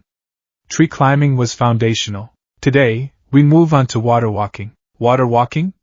Sakura repeated. "Like, on top of the water?" "Precisely." Kakashi gestured toward the modest training pond at the edge of the clearing, its surface glassy and still in the morning light. "Same principle as the tree exercise. Channel chakra to your feet, but water requires constant, dynamic adjustment rather than a single fixed output. Too little, and you sink. Too much, and you'll blast yourself clean off the surface." His visible eye slid, with what might have been the faintest hint of amusement, toward Naruto. "Given some of what I witnessed on our last mission, I suspect this is going to be a very educational morning for at least one of you." He was right, though educational turned out to be a generous description of what actually unfolded. Sakura, once again, took to the exercise with an almost infuriating ease. Her chakra control had always been her strongest asset, precise and economical in a way that made even Kakashi raise an approving eyebrow, and within 20 minutes she was standing comfortably on the pond's surface, arms crossed, watching her teammates struggle with an expression that was trying very hard not to look smug and mostly failing. Sasuke managed it after several dozen attempts and a truly impressive quantity of muttered curses, his Uchiha pride visibly wounded every time he pitched face first into the water. Naruto did not manage it at all. His first attempt sent a geyser of water 12 feet into the air, drenching everyone within a 30-foot radius and startling a flock of birds clean out of the surrounding trees. His second attempt resulted in an explosion of chakra so violent it actually cratered the pond's shoreline, sending a wave sloshing across the grass hard enough to knock Sakura off her feet mid-stride. By his fifth attempt, Kakashi had backed everyone else a safe distance away, watching his most unpredictable student with the wary, calculating expression of a man observing a very small, very enthusiastic explosion waiting to happen. "This is impossible!" Naruto shouted, hauling himself out of the pond for what felt like the 100th time, soaked to the bone, hair plastered flat against his forehead. "I could climb the stupid tree eventually. Why is this so much worse?" "Because your chakra reserves keep changing on you," Kakashi said, and something in his tone made Naruto go still. "Naruto, I need to ask you something, and I need you to be honest with me." The training ground went quiet. Sakura and Sasuke, sensing the shift, drifted a little closer without quite meaning to. "Have you noticed anything different lately?" Kakashi asked carefully. "About your chakra. Anything that feels bigger or harder to control than it used to?" Naruto hesitated. He thought about the dripping stone corridor. About Kurama's voice, low and ancient, saying that's not the ceiling, brat, that's the floor. About chains erupting from his own skin twice in a single week. About a power that felt less like something he possessed and more like something that was, very gradually, learning to trust him with a little more of itself. He hadn't told anyone. Not even Sasuke or Sakura, who'd watched it happen with their own eyes. "Yeah," he admitted finally, quiet in a way that was almost unrecognizable coming from him. Yeah. Something's different. I don't really know how to explain it. Kakashi studied him for a long moment, weighing something Naruto couldn't quite read, before making a decision. After training today, I want you to come with me. There's someone who might be able to help you understand what's happening better than I can. The old idiot from the road? Naruto asked, and despite the seriousness of the moment, Kakashi's mouth twitched behind his mask. His name is Jiraiya, he said. And believe it or not, he might be exactly the right person to help you figure this out. Now, before we get to that meeting, because trust me, it's a big one, let's talk about what's actually happening inside Naruto's body right now. Because it's a lot more complicated than he's just got a lot of chakra. If you've ever wondered what it would actually feel like to have more raw power than your own coils know what to do with, you're about to find out. Subscribe if you haven't already, because Chapter 4 is where this really starts to escalate. But for now, let's get back to training. That night, exhausted from a day that had included a cancelled meeting with Jiraiya, the Sannin, it turned out, had been unexpectedly summoned by the Hokage for a private conversation that ran long into the evening. Naruto collapsed into bed with the particular, bone-deep tiredness of someone who'd spent an entire day being repeatedly launched off the surface of a pond. He didn't fall asleep so much as get pulled under. The corridor was the same as before, dim, dripping, stretching off into shadow in every direction, but something about it felt different this time.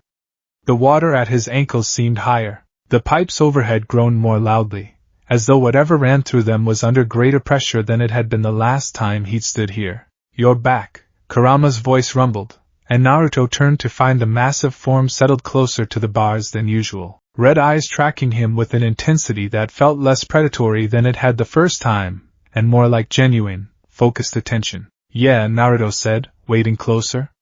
Today was a disaster. I couldn't even walk on water without turning into a human fountain. That's because you're still trying to control this the way you controlled what you had before, Kurama said. Brat, listen to me carefully, because this matters. What you had before Wave, that was a large reserve, but it was still a reserve you'd grown into naturally, over years, the same way any shinobi grows into their chakra. What's happening now is different. Pieces of that lock keep breaking, and every time they do, you're getting handed access to reserves your body hasn't had time to adjust to. It's not that your control has gotten worse. It's that the amount you're trying to control keeps changing under your feet. Naruto absorbed that, frowning. So how do I fix it? You don't fix it by fighting it harder, Kurama said. That's your solution to everything, and it's going to get you killed one of these days. You fix it by slowing down, by learning to feel the exact edges of what you're working with each time, instead of assuming it's the same as yesterday. That sounds like it's gonna take forever. Everything worth having takes longer than you want it to, Kurama said, not unkindly, in a tone that suggested this was a lesson the massive creature had learned the hard way, over centuries Naruto couldn't begin to imagine. But I'm not going to leave you to figure this out alone.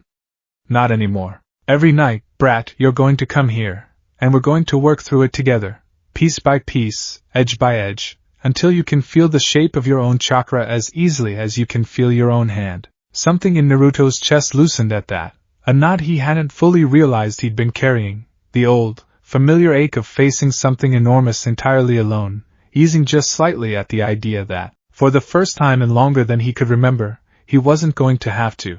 Thanks, he said, quiet, and it clearly cost him something to say it plainly like that, without deflecting into a joke. Kurama made a low sound that might, in a much less proud and ancient being, have been something close to a huff of embarrassment. Don't get sentimental on me. I'm doing this because an out-of-control Jinchuriki is a liability to both of us, not because I've developed some sort of fondness for you. Sure you are, Naruto said, grinning now, and for the first time since he'd woken up in this strange dripping corridor, the massive creature on the other side of the bars didn't argue the point. The training that followed, over the nights and weeks ahead, was unlike anything the Academy had ever taught him. Quiet, internal, almost meditative in a way that would have baffled anyone who only knew Naruto as the loud, chaotic genin who solved problems by throwing himself at them headfirst. Kurama walked him through exercises that had no name in any scroll Naruto had ever seen, sitting in the dripping corridor with his eyes closed, feeling for the exact boundary where his usual chakra ended and the newly unlocked reserve began, like tracing the edge of a held breath. It was frustrating at first. Naruto's whole nature rebelled against sitting still and feeling things when there was clearly training he could be doing, clones he could be summoning, targets he could be blasting into oblivion. But slowly, incrementally, something began to shift. He started noticing the subtle difference between the familiar, comfortable weight of his old reserves and the vast, cooler pressure of the newly cracked open portion, like the difference between a held cup of water and standing at the edge of an ocean, both of them chakra, both of them his, but entirely different in scale and temperament. By the end of the second week, he could walk on the training pond for a full 30 seconds before losing his footing, not perfect, not even close to Sakura's effortless mastery, but a real, measurable improvement that made Kakashi's eyebrows climb with something like surprised approval. And then, on a morning that started out entirely ordinary, Naruto noticed something new. He was brushing his teeth, half asleep, staring blankly at his own reflection in the cracked bathroom mirror of his apartment, when his eyes caught on something at his wrist that hadn't been there the night before. A mark. Faint, barely visible unless the light hit it just right, a small, spiraling pattern, delicate as a whirl of fingerprint, tinted the faintest shade of red-orange against his skin, curling around the inside of his left wrist like something that had been drawn there with careful, deliberate intent. What the? He nearly dropped his toothbrush, twisting his arm to get a better look, running his thumb over the mark to see if it would smudge or wipe away. It didn't. It sat there, solid and undeniable, humming faintly beneath his fingertip with something that felt almost like a heartbeat. Kurama! He thought, urgent, already halfway out the bathroom door. Kurama! There's something on my arm. I know, the fox's voice rumbled back, and there was an edge to it now, not alarm, exactly, but a kind of sharp, focused attention that made Naruto's stomach drop slightly. I felt it form a few hours ago. Hold still and let me look properly. Naruto sat down hard on his kitchen floor, extending his wrist and staring at the mark like it might do something dramatic if he looked away. Nothing happened, except for a long, considering silence from somewhere deep inside him that stretched out uncomfortably. It's a seal, Kurama said finally. Or a piece of one. A fragment of the same fuinjutsu that's been locking away your reserves. It looks like when a portion of that lock breaks for good, not just cracks, breaks, some remnant of it surfaces on your skin, like a scar left behind by whatever's giving way underneath. Is that bad? Naruto asked, staring at the spiral. Should I be worried? I don't know yet, Kurama admitted, and something about the honesty in that admission was more unsettling than any confident reassurance could have been. I've never seen fuinjutsu quite like this before, brat, and I've seen a great deal in my time. Whoever built this understood things about seals, and about you, that go beyond anything even Konoha's finest sealing masters are likely to have encountered. Naruto sat there a long moment, turning his wrist this way and that, watching the faint spiral catch the morning light. My mom, he said quietly. Do you think this has something to do with her? With whoever my parents were? The silence that followed lasted long enough that Naruto almost thought Kurama wasn't going to answer at all. I think, the fox said finally, careful in a way it rarely bothered to be, that you should ask the old toad hermit when you see him next. Because unless I'm very much mistaken, brat, that mark on your wrist isn't just any seal fragment. It's Uzumaki work. And there's only a handful of people left alive who know enough about that clan's fuinjutsu to explain what it means. The meeting with Jiraiya, when it finally happened, took place 3 days later at a quiet, unassuming dango shop tucked into a side street Naruto had never bothered to explore. Kakashi having arranged the whole thing with a level of careful discretion that made it clear the meeting was meant to stay well outside the village's usual gossip channels. Jiraiya was already seated when they arrived, an untouched cup of tea steaming in front of him, which struck Naruto as faintly odd for a man who looked exactly like the kind of person who'd have a drinking problem, though he didn't think much more of it, and an expression on his face that was considerably more serious than the theatrical, tree-jumping introduction from the road. Sit, Jiraiya said, gesturing to the low table. Both of you. We've got a lot to talk about, and I'd rather not do it standing in the street.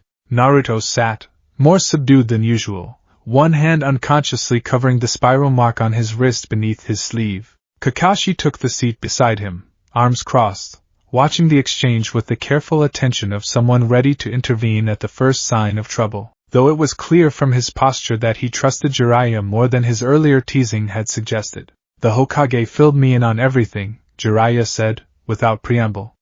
The bell test. Wave. What Kakashi saw on that bridge twice. His sharp eyes settled on Naruto, and there was something in them now that hadn't been there on the road.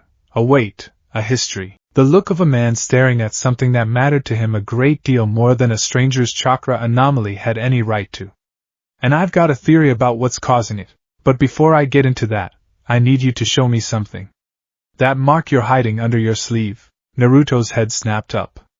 How did you? Because I know exactly what kind of seal that is, Jiraiya said, quiet now, and I've been half expecting, half dreading, that something like it might show up on you eventually. Slowly, Naruto pulled back his sleeve, revealing the small, spiraling mark against his wrist. Jiraiya leaned forward, studying it with an intensity that made the air in the small dango shop feel suddenly very heavy, tracing the pattern with his eyes without touching it, murmuring something under his breath that sounded like the counting of strokes in an old, half-remembered technique. Uzumaki work, he confirmed finally, sitting back with a long, slow exhale. Advanced Fuinjutsu, the kind only a handful of people in the world ever mastered, and every single one of them came from the same clan. So it is from my family, Naruto said, quiet, something raw and hungry in his voice that made Jiraiya's expression soften. You knew them? My parents? Jiraiya was quiet for a long moment, weighing something. How much to say, how much the boy was ready to hear, how much even he, decades older and wiser, actually understood about what he was looking at. I knew your mother, he said finally, carefully. Kushina Uzumaki. Fierce woman. Loud, stubborn, absolutely terrifying when she wanted to be. Reminds me a lot of someone else I've met recently, come to think of it. Naruto's breath caught. My mom's name was Kushina? It was, Jiraiya said, something gentle in his voice now, watching the boy carefully. There's a lot more to that story than I can tell you all at once, and some of it isn't mine to tell first. But I can tell you this much. The Uzumaki clan wasn't just known for having a lot of chakra. They were known for a very particular kind of fuinjutsu, sealing techniques so advanced entire villages went to war just to try and get their hands on the secrets. And some of the more experimental Uzumaki seal work was designed specifically around chakra reserves. Locks, gates, failsafes, built into a person's very coils rather than drawn onto paper. So somebody built a lock like that into me, Naruto said slowly. On purpose. Maybe, Jiraiya said. Or maybe it's simply an Uzumaki trait that hasn't fully expressed itself in generations, something your mother's line carried without anyone quite realizing what it was capable of.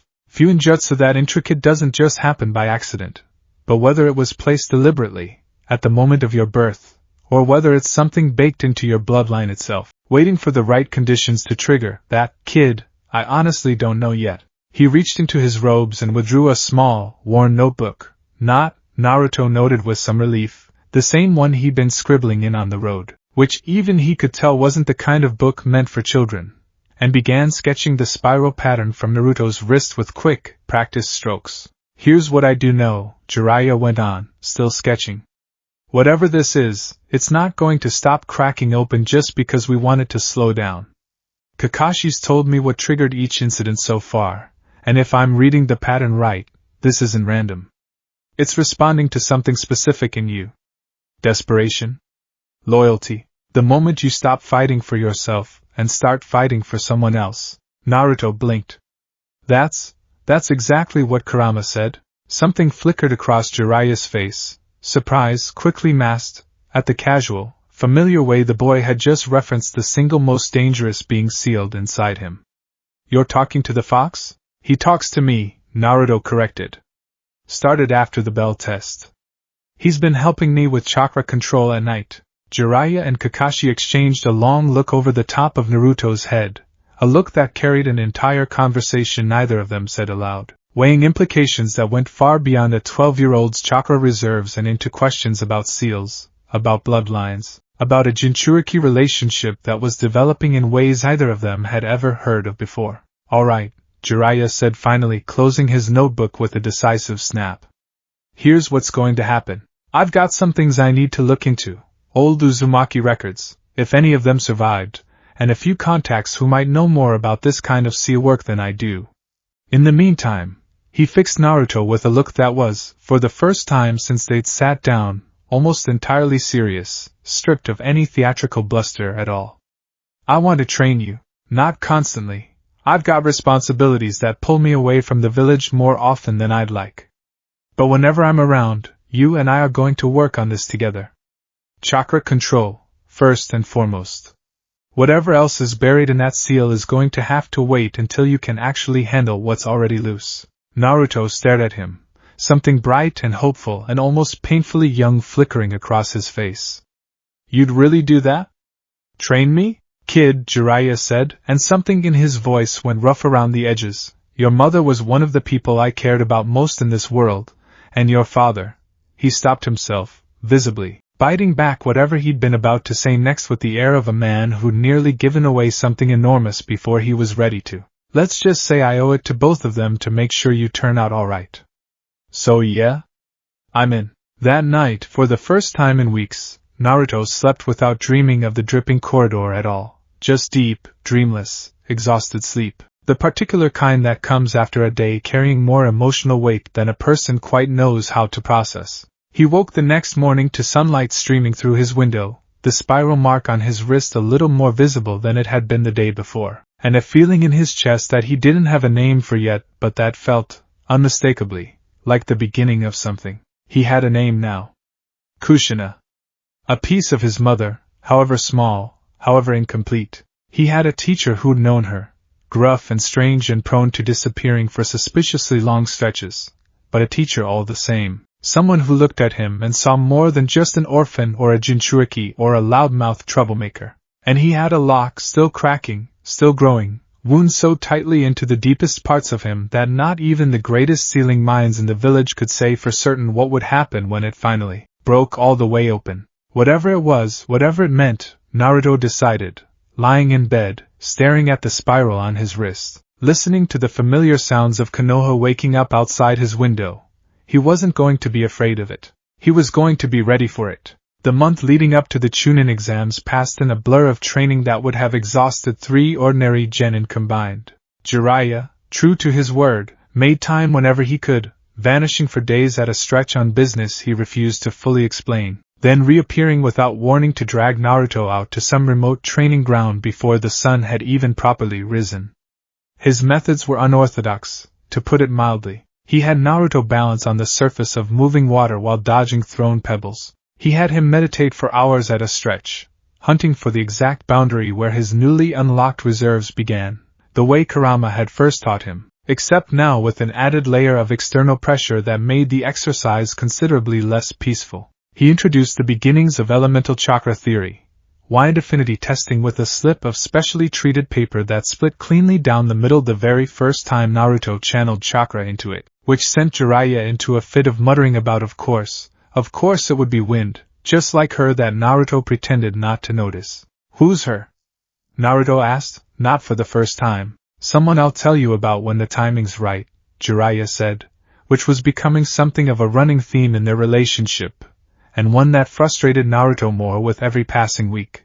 Kakashi, for his part, kept the whole team's training grounded in fundamentals, chakra control, taijutsu refinement, the kind of unglamorous repetition that built the shinobi's actual foundation rather than flashy techniques that looked impressive and fell apart under real pressure. Sasuke's Sharingan, now awakened, gave him an edge in reading movement that made his taijutsu noticeably sharper by the week. Sakura's genjutsu theory, always her strongest subject, deepened into something genuinely formidable under Kakashi's patient instruction.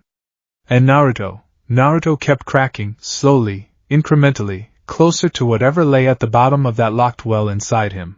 The spiral mark on his wrist had been joined, by the end of the month, by a second, fainter one curling around the inside of his opposite forearm, smaller, newer, as though whatever mechanism governed their appearance was still calibrating itself to a boy who kept finding new reasons to push past his limits.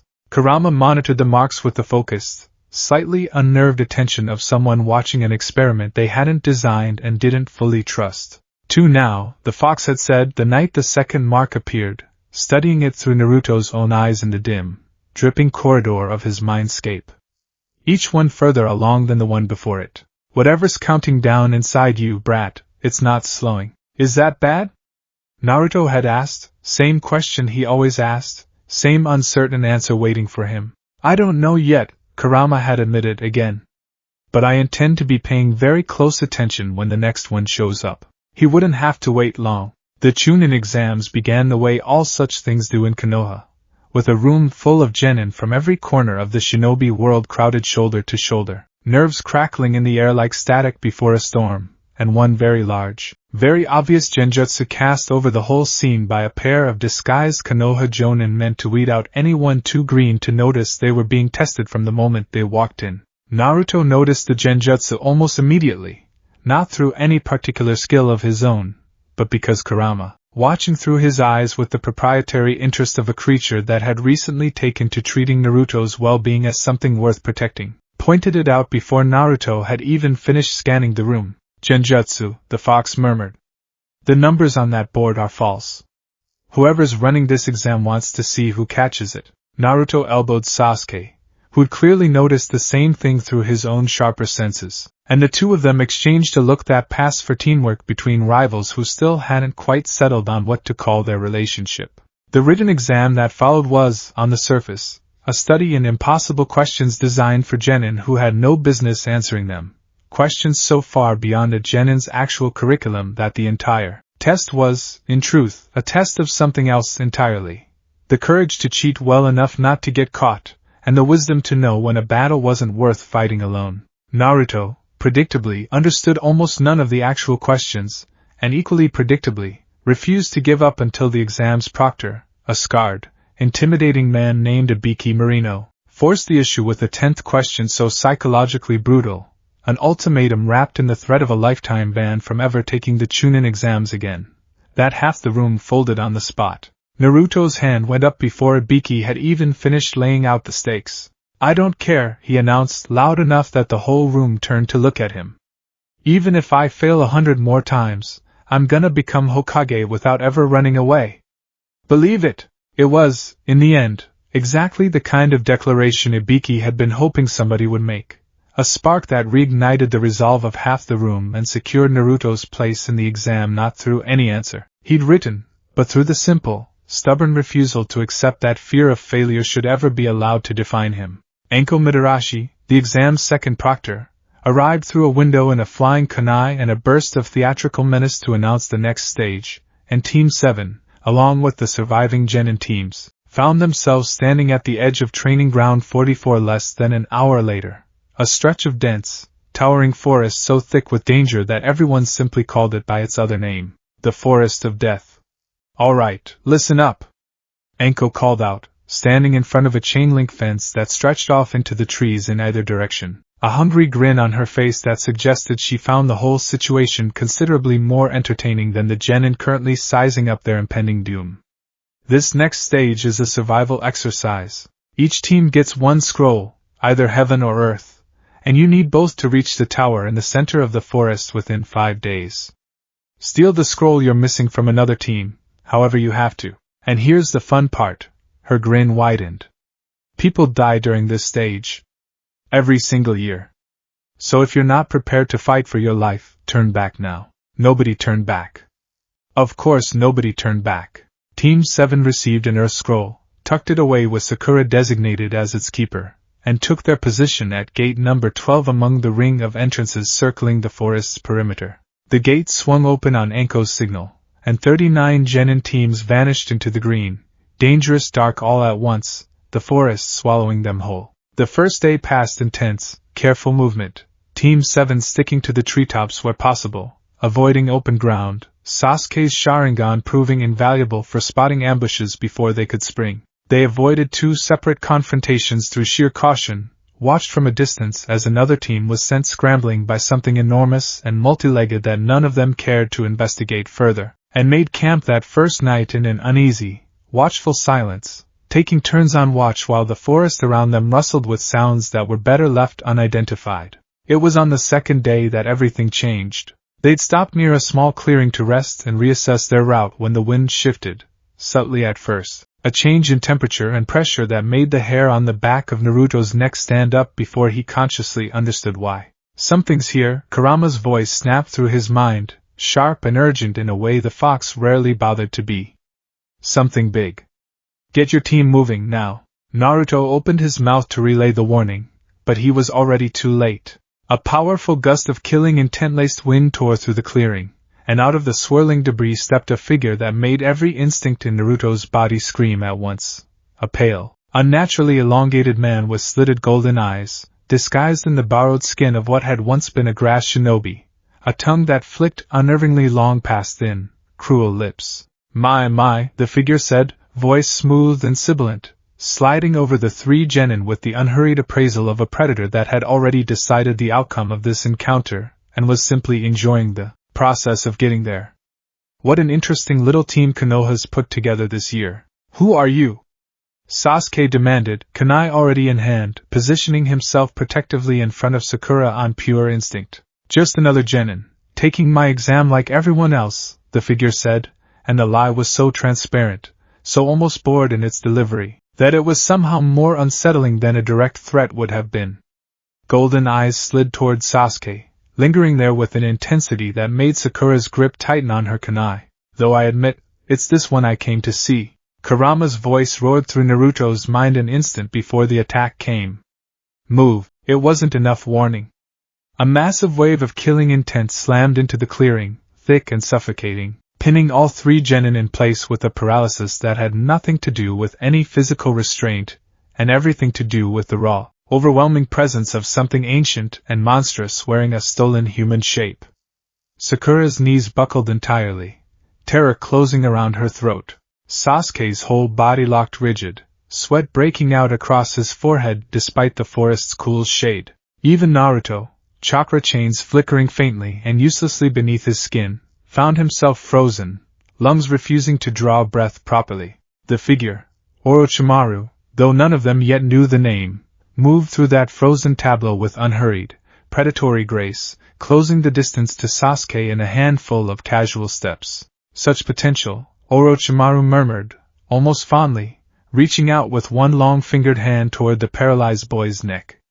The Uchiha bloodline really is remarkable. I think I'll be taking an interest in you, one way or another. What happened next would be the thing every genin present in that clearing remembered most vividly for the rest of their careers, though none of them, not even Naruto, would ever fully be able to explain it. Because in the half-second before Orochimaru's fingers made contact with Sasuke's neck, before the curse mark that would define so much of Sasuke's future could take root the way it had in Naruto's original timeline, something in Naruto broke through the paralysis entirely. It wasn't rage, exactly, though there was plenty of that. It wasn't fear, though fear was there too, thick and immediate. It was something closer to the same raw, absolute refusal that had shattered a dome of ice mirrors on a bridge in Wave Country. The same unwillingness to stand still and watch someone precious to him get hurt, while he had breath left in his body to stop it. The second spiral mark on his forearm burned. Naruto felt it before he understood what was happening, a searing, spreading heat that raced up from his wrist to his shoulder in the space of a heartbeat, and then the paralysis that had locked every muscle in his body simply ceased to exist, chakra chains erupting from both forearms in a lattice of golden light so much denser, so much more solid than anything he produced in Wave that even Orochimaru, a man who had, by that point in his long and monstrous career, seen very nearly everything the shinobi world had to offer, actually paused. Naruto's chain caught Orochimaru's outstretched wrist a hair's breadth from Sasuke's throat, wrenching it aside with a force that sent the Sannin skidding backward several feet across the clearing floor. Golden eyes going wide was something that took Naruto a moment to correctly identify. Genuine surprise. Don't, Naruto said, and his voice, layered with something ancient and furious beneath his own, carried an authority that had no business coming out of a 12-year-old's throat. Touch him. The clearing went very, very quiet. Okay, I need you to appreciate what just happened here, because this is a big one. Naruto Uzumaki just stopped one of the legendary Sannin mid-strike with his bare hands. If you've been keeping up with this series, you know that's not something anyone in this world should be able to do at genin level. So how does Orochimaru react to getting interrupted? Let's find out. But first, hit that subscribe button, because you do not want to miss what this fight turns into. Orochimaru straightened slowly, brushing invisible dust from the stolen grass shinobi's sleeve with a composure that was, Naruto suspected, at least partially performative, a mask slipping back into place over whatever genuine surprise had cracked through a moment earlier. Fascinating, Orochimaru murmured, golden eyes fixed on Naruto now with an intensity that made the boy's skin crawl in a way distinctly different from the earlier paralyzing fear. This was curiosity, sharp and clinical, the look of a scientist who had just discovered his experiment contained an unexpected and considerably more interesting variable. Chakra chains. That particular technique died out with the fall of Uzumaki decades ago. Tell me, boy, a slow, knowing smile spread across his borrowed face. Did anyone ever tell you what those chains were originally designed for? Shut up, Naruto snapped, chains still coiled and humming around both forearms, positioning himself fully between Orochimaru and his still paralyzed teammates. I don't care what they're for. I care that you're not laying a hand on my team. Your team, Orochimaru repeated, something almost delighted in the way he said it, tongue flicking out briefly between words in a gesture that made Sakura, finally beginning to recover feeling in her limbs, visibly shudder. How touching. Kushina's son, playing hero already. His smile sharpened. Oh, did you not know? Your mother's clan built those chains to bind and restrain, tools of chakra suppression, originally. How poetic, that her son would inherit them just in time to try suppressing me. Something about that struck a nerve deeper than Naruto expected, a flash of anger sharp enough to make the chains around his arms flare brighter for a moment, and Orochimaru's smile only widened at the reaction, clearly filing away every scrap of information the outburst had given him. You knew my mother, Naruto said, low. I knew a great many people, once, Orochimaru said, almost lazily, already shifting his stance in a way that suggested the conversation, entertaining as he found it, was drawing to a close. But I didn't come to this forest for reminiscing. I came to test a hypothesis about the Uchiha bloodline, and while this has been a delightful diversion, I don't particularly appreciate being interrupted. He moved. It happened almost too fast to track. A blur of motion, a serpentine twist of the body that shouldn't have been anatomically possible. And suddenly Orochimaru was behind Naruto rather than in front of him, one clawed hand already driving toward the base of his neck with a speed that made even the enhanced reflexes coursing through Naruto's newly widened chakra network struggle to keep pace. Naruto felt the strike land, a sharp, burning pain at the junction of his neck and shoulder, entirely different from what he'd later learned Sasuke's curse mark would have felt like. Because whatever Orochimaru had intended to place there met resistance he clearly hadn't anticipated. The spiral marks on Naruto's wrist and forearm flared white-hot in unison, and a pulse of raw, defensive chakra erupted outward from his body in a shockwave that sent Orochimaru physically flying backward, crashing through the trunk of a tree thick enough that the impact should, by any reasonable measure, have done considerably more damage to a shinobi than it visibly did. Naruto staggered, one hand flying to his shoulder, where a faint, angry red mark, nothing like the three-tomo curse seal Sasuke would have received in the original timeline, more like a scorched, half-formed sigil that seemed to be actively resisting whatever technique had tried to take root there, throbbed painfully beneath his fingers. It rejected him, Kurama said, and there was something in the fox's voice that Naruto had never heard before, not quite alarm, but something adjacent to it, wary and deeply attentive. Whatever curse technique he tried to plant in you, brat, your seal fought it off. That shouldn't be possible. Curse marks like that don't just get repelled. Across the clearing, Orochimaru pulled himself up out of the wreckage of the shattered tree trunk with slow, deliberate calm, brushing bark and splinters from his sleeve, his expression no longer amused at all. That, he said quietly, is new. What did you just try to do to me? Naruto demanded, chest heaving, chains flickering weakly around his forearms as the strain of the last several seconds began to tell on reserves that, however vast, were still learning their own limits. A gift, Orochimaru said, voice gone cold and calculating now, all trace of playful theater stripped away. One that would have made you very interesting to certain people, in time. It seems your body had other plans. His golden eyes narrowed, studying Naruto with an intensity that felt less like curiosity now and more like a predator recalculating the danger level of prey that had just proven considerably more dangerous than expected. Uzumaki Fuinjutsu, active in the coils themselves rather than drawn on skin. I've heard rumors of such things. I never expected to see one still functioning, let alone in a child who doesn't even seem to understand what he's carrying. I don't need to understand it to know I'm gonna use it to kick your ass, Naruto snapped, and despite himself, despite everything, Orochimaru let out a soft, genuinely amused laugh. Perhaps another time, he said. I've gotten what I came here for today, one way or another, and I suspect provoking whatever's guarding you further would be unwise for the moment. His gaze flicked once more, briefly, to Sasuke, who had finally regained enough control of his own body to stand kunai raised, positioned protectively at Naruto's side despite the tremors still visible in his hands. We'll speak again, Uchiha. Count on it. And then, in a swirl of leaves and shifting earth, Orochimaru was simply gone, the clearing settling into a ringing, shell-shocked silence. Sakura was the first to move, scrambling upright and rushing to Naruto's side, hands hovering uncertainly over the angry red mark on his shoulder. Are you okay? What was that thing on your neck? Naruto, you're bleeding. I'm fine, Naruto said, though his legs chose that exact moment to buckle, and it was only Sasuke's quick grab at his arm that kept him from hitting the ground entirely. You're not fine, Sasuke said low, something raw and unguarded in his voice that he'd normally have buried under a dozen layers of Uchiha composure. You just, Naruto, that was one of the Sannin. You stopped a Sannin with your bare hands. Yeah, well. Naruto managed a shaky grin, though his whole body was trembling with the aftershock of chakra reserves pushed harder and faster than they'd ever been pushed before. Nobody messes with my team. That's just how it is.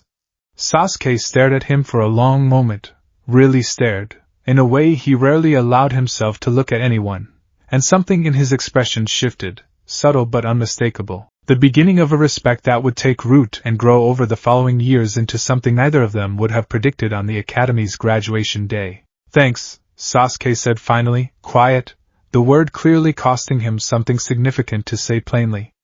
For what it's worth.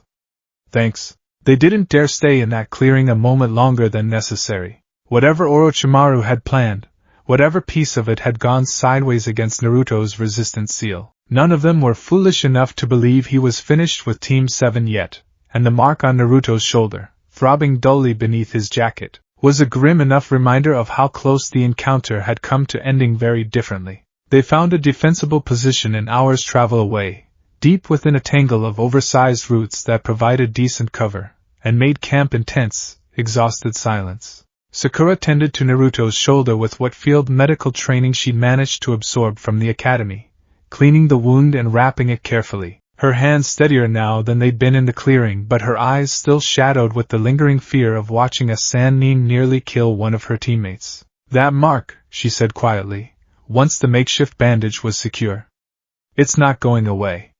What if he did something permanent? Tell her it's not the same thing he intended, Kurama's voice rumbled, and Naruto relayed the reassurance as best he could, though privately, deep in the dripping corridor of his own mind, he could feel the ancient fox's attention still fixed intently on the mark, studying it with a wariness that undercut the confidence in his words. It's not a curse mark like the one he meant to place, Kurama continued, more honestly. Once Naruto's teammates had settled into an uneasy rest and Naruto himself lay staring up at the canopy overhead, alone with his thoughts in the way that mattered. Whatever he tried to plant got burned out by your seal before it could take root properly, but it left something behind regardless, a scar of sorts, where the two techniques collided. Is that dangerous? Naruto asked. I don't know, Kurama admitted, for what felt like the 100th time in recent memory. And Naruto was beginning to understand that this admission, the ancient, all-knowing fox confessing ignorance, was becoming something of a pattern in itself, a signal that whatever was happening to him had genuinely never happened to anyone else before. But I'll tell you what I do know. That snake wanted something from you today, brat, beyond just testing the Uchiha. He recognized what your chains were. He knew enough about Uzumaki seal work to understand, immediately, that something unusual was happening in your coils. That kind of knowledge doesn't come from nowhere. You think he knows more about what's happening to me than we do? I think, Kurama said grimly, that we just made ourselves a very dangerous, very patient enemy, and he's not going to forget what he saw here today. Snakes rarely do. The rest of their time in the Forest of Death passed with considerably less drama, though less drama in the Forest of Death still meant fending off two separate ambushes from rival genin teams hoping to claim their Earth Scroll, surviving an unpleasant encounter with a nest of oversized, chakra-draining leeches that left all three of them thoroughly disgusted, and finally, on the fourth day, successfully acquiring a Heaven Scroll from a Rain Village team whose confidence considerably outstripped their actual combat ability. They reached the central tower with roughly 6 hours to spare before the exam's 5-day deadline, exhausted, battered, and considerably changed by an experience that had tested every one of them in ways the Academy's curriculum had never quite prepared them for. The scrolls, opened together in the tower's central chamber as instructed, revealed a seal technique that summoned Irika, their old Academy instructor, temporarily assigned to oversee the tower's arrivals, who took one look at the three of them, battered and scorched and clearly having survived something considerably more dangerous than the forest's ordinary hazards, and immediately demanded a full accounting. They gave him the abbreviated version. Irika's face, by the time they'd finished, had gone pale in a way that suggested he intended to have a very serious conversation with the third Hokage the moment his shift ended. Word of the encounter, sanitized, careful, filtered through official channels, reached the Hokage's office within the hour, and reached Jiraiya, wherever his current information network happened to place him, not long after. Neither man was particularly reassured by what they heard. Orochimaru, the third Hokage, murmured, alone in his office that evening, staring out the window toward the distant shape of the exam tower with an old, familiar dread settling heavy in his chest. Of all the people to take an interest in that boy, he thought, not for the first time, about a promise made long ago to a young couple who hadn't lived to see their son grow up, a promise to protect him, to give him the chance at an ordinary life that circumstances had made almost impossible from the moment he was born. He thought about locks and seals and the accumulating evidence that something far larger than a simple Jinchuriki's containment was unfolding inside Naruto Uzumaki, piece by piece, crisis by crisis. And he thought, with the particular weariness of an old man who had buried too many people he cared about, that whatever was coming for that boy next, the village was going to need to be a great deal more prepared than it currently was. Naruto, for his part, spent that first night in the tower's dormitory staring at the ceiling long after Sakura and Sasuke had both fallen into exhausted sleep, one hand resting absently over the throbbing mark on his shoulder, mind turning over everything Orochimaru had said in that clearing. Your mother's clan built those chains to bind and restrain. Did anyone ever tell you what those chains were originally designed for? He thought about Kushina, a name, a handful of second-hand descriptions from Jiraiya, and now this. A clan of sealing masters powerful enough that a Sannin still spoke their name with something between respect and hunger, decades after their village had fallen. He thought about a lock buried in his own coils, cracking wider with every crisis, revealing a little more of an inheritance he'd never known he carried and was only beginning to understand the weight of. You're thinking too loud, Kurama grumbled, somewhere in the back of his mind. Get some sleep, brat. You survived a Sannin today. That's enough excitement for 1 week, even for you. Kurama, Naruto thought back, quiet, serious in a way that made even the ancient fox pause. Whatever's happening to me, whatever this all turns into, I'm not gonna let it turn me into a weapon, not for Orochimaru. Not for anybody. Whatever power's locked up in here, it's mine, and I'm gonna decide what it's for. There was a long silence from the other end of that strange, dripping connection between them, long enough that Naruto almost thought the fox had drifted into whatever passed for sleep among beings that ancient. Good, Kurama said finally, low and quiet and for once, entirely without mockery. Because that, brat, might be the single most important decision you ever make. Outside the tower, the Forest of Death settled into its ordinary nocturnal chaos, indifferent to the quiet, weighty conversation happening in the mind of one exhausted 12-year-old, a boy who had, in the space of a single afternoon, stared down one of the most dangerous shinobi alive and walked away not just alive, but with a piece of his mother's legacy burning a little brighter beneath his skin. The Chunin exams were only just beginning. And word of what had happened in that clearing was about to start spreading a great deal further than anyone in that tower currently realized. The central tower's main hall had been transformed sometime in the last several hours. Walls that had, days earlier, held nothing but silence and the occasional exhausted genin team stumbling in from the forest now framed a wide arena floor, a raised viewing platform along one wall for the assembled Jonin sensei and dignitaries, and a massive stone relief depicting interlocking hand seals looming over everything like a silent judge. 21 genin stood assembled on the arena floor, considerably fewer than the 27 who'd entered the forest 5 days earlier, a fact that settled over the room with a quiet, sobering weight that not even the exam's usual bravado could fully dispel. Team 7 stood together near the front, still bearing the marks of their encounter with Orochimaru in ways only they fully understood, Naruto's shoulder still faintly aching beneath his jacket, Sasuke's composure just a shade more brittle than it had been a week earlier, Sakura's eyes darting more often than usual toward the shadows at the edges of the room. The third Hokage himself stood at the head of the assembly, flanked by Anko and a sickly-looking jonin named Hate Gecko, whose persistent cough did nothing to diminish the sharp, evaluating quality of his gaze as it swept across the assembled genin. "Congratulations," the third Hokage said, addressing the room with the measured authority of a man who had delivered this particular speech more times than he probably cared to count. "All of you have proven yourselves capable of surviving the forest of death, which is no small feat, however." He paused, letting the weight of the moment settle. "Before we proceed to the final stage of these exams, I feel it necessary to explain something about their true purpose, since I suspect many of you have never fully understood it." What followed was an explanation that made several of the younger genin's faces go pale.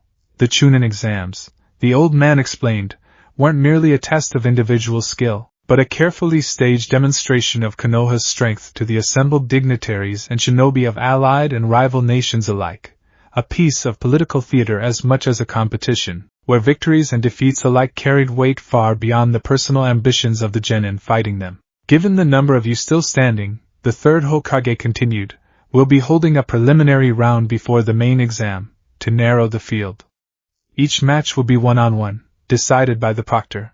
Any genin wishing to withdraw at this stage may do so without shame. You've already proven a great deal simply by reaching this room." A hand went up almost immediately. Kabuto Yakushi, a genin Naruto vaguely recognized from a brief, friendly encounter before the written exam began, citing exhaustion and a desire to preserve himself for future attempts.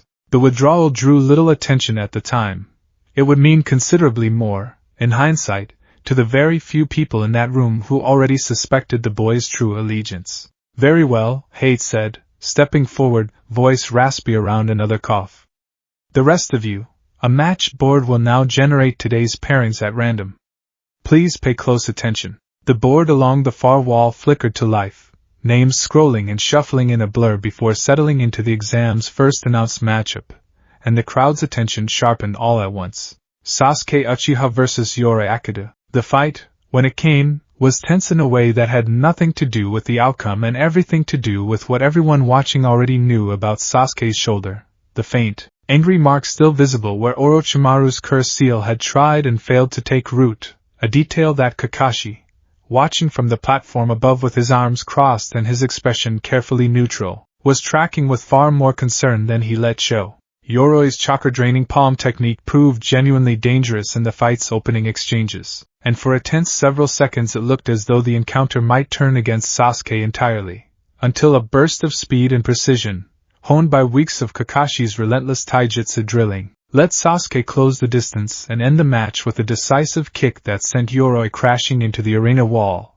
unconscious before the proctor had even finished calling the match. Sasuke's victory drew a murmur of appreciative surprise from the assembled crowd, but it was the brief, worried glance Kakashi exchanged with the third Hokage afterward, a silent acknowledgement that the mark on Sasuke's shoulder had flared faintly during the fight's most intense moment, a detail nobody else in the room had caught, that carried the real weight of the exchange.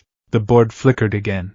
Shikamaru Nara vs. Kintsuchi. A tactical, unglamorous victory followed, Shikamaru's shadow possession technique proving more than sufficient to outmaneuver an opponent who'd relied too heavily on sound-based genjutsu without accounting for a strategist clever enough to see through the trick before it fully closed around him. Several more matches followed in relatively quick succession, a sand genin named Kankuro dispatching his opponent with a puppet technique that made more than one konoha jonin along the platform straighten with professional interest, a brutal, one-sided victory for a sound genin named Zaku that left his konoha opponent badly injured, and a match between Ino Yamanaka and Sakura Haruno that ended, fittingly, in a double knockout after both girls' mind transfer and precision strikes cancelled each other out in the same instant, leaving the two former friends unconscious on the arena floor within seconds of each other, much to the amusement of most of the watching crowd. It was the seventh match of the day that finally brought the board around to the name everyone in Team 7's orbit had been half dreading, half anticipating since the moment the preliminaries began. Naruto Uzumaki vs. Kiba Inuzuka. If you've been following this series, you already know this isn't going to be the fight anyone expects. Kiba's confident. Kiba's got every reason to be confident. Inuzuka clan techniques. A partner Niken at his side.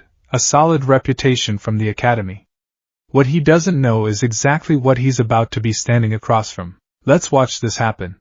Kiba dropped down into the arena with the loose, easy swagger of someone who'd already decided the outcome of this fight before it began. Akamaru, his small white Niken partner, perched comfortably atop his head, tail wagging with the same overconfident energy as his owner. This is almost too easy, Kiba said, grinning across the arena floor at Naruto, who was making his way down the steps with rather more caution than his usual boisterous entrance would have suggested.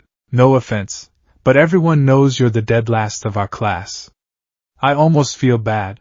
Save it, Naruto said, settling into a ready stance, and something in his tone, quieter, more measured than the loud bravado Kiba clearly expected, made the Inuzuka's grin falter, just slightly, though he covered it quickly enough that most of the crowd didn't notice.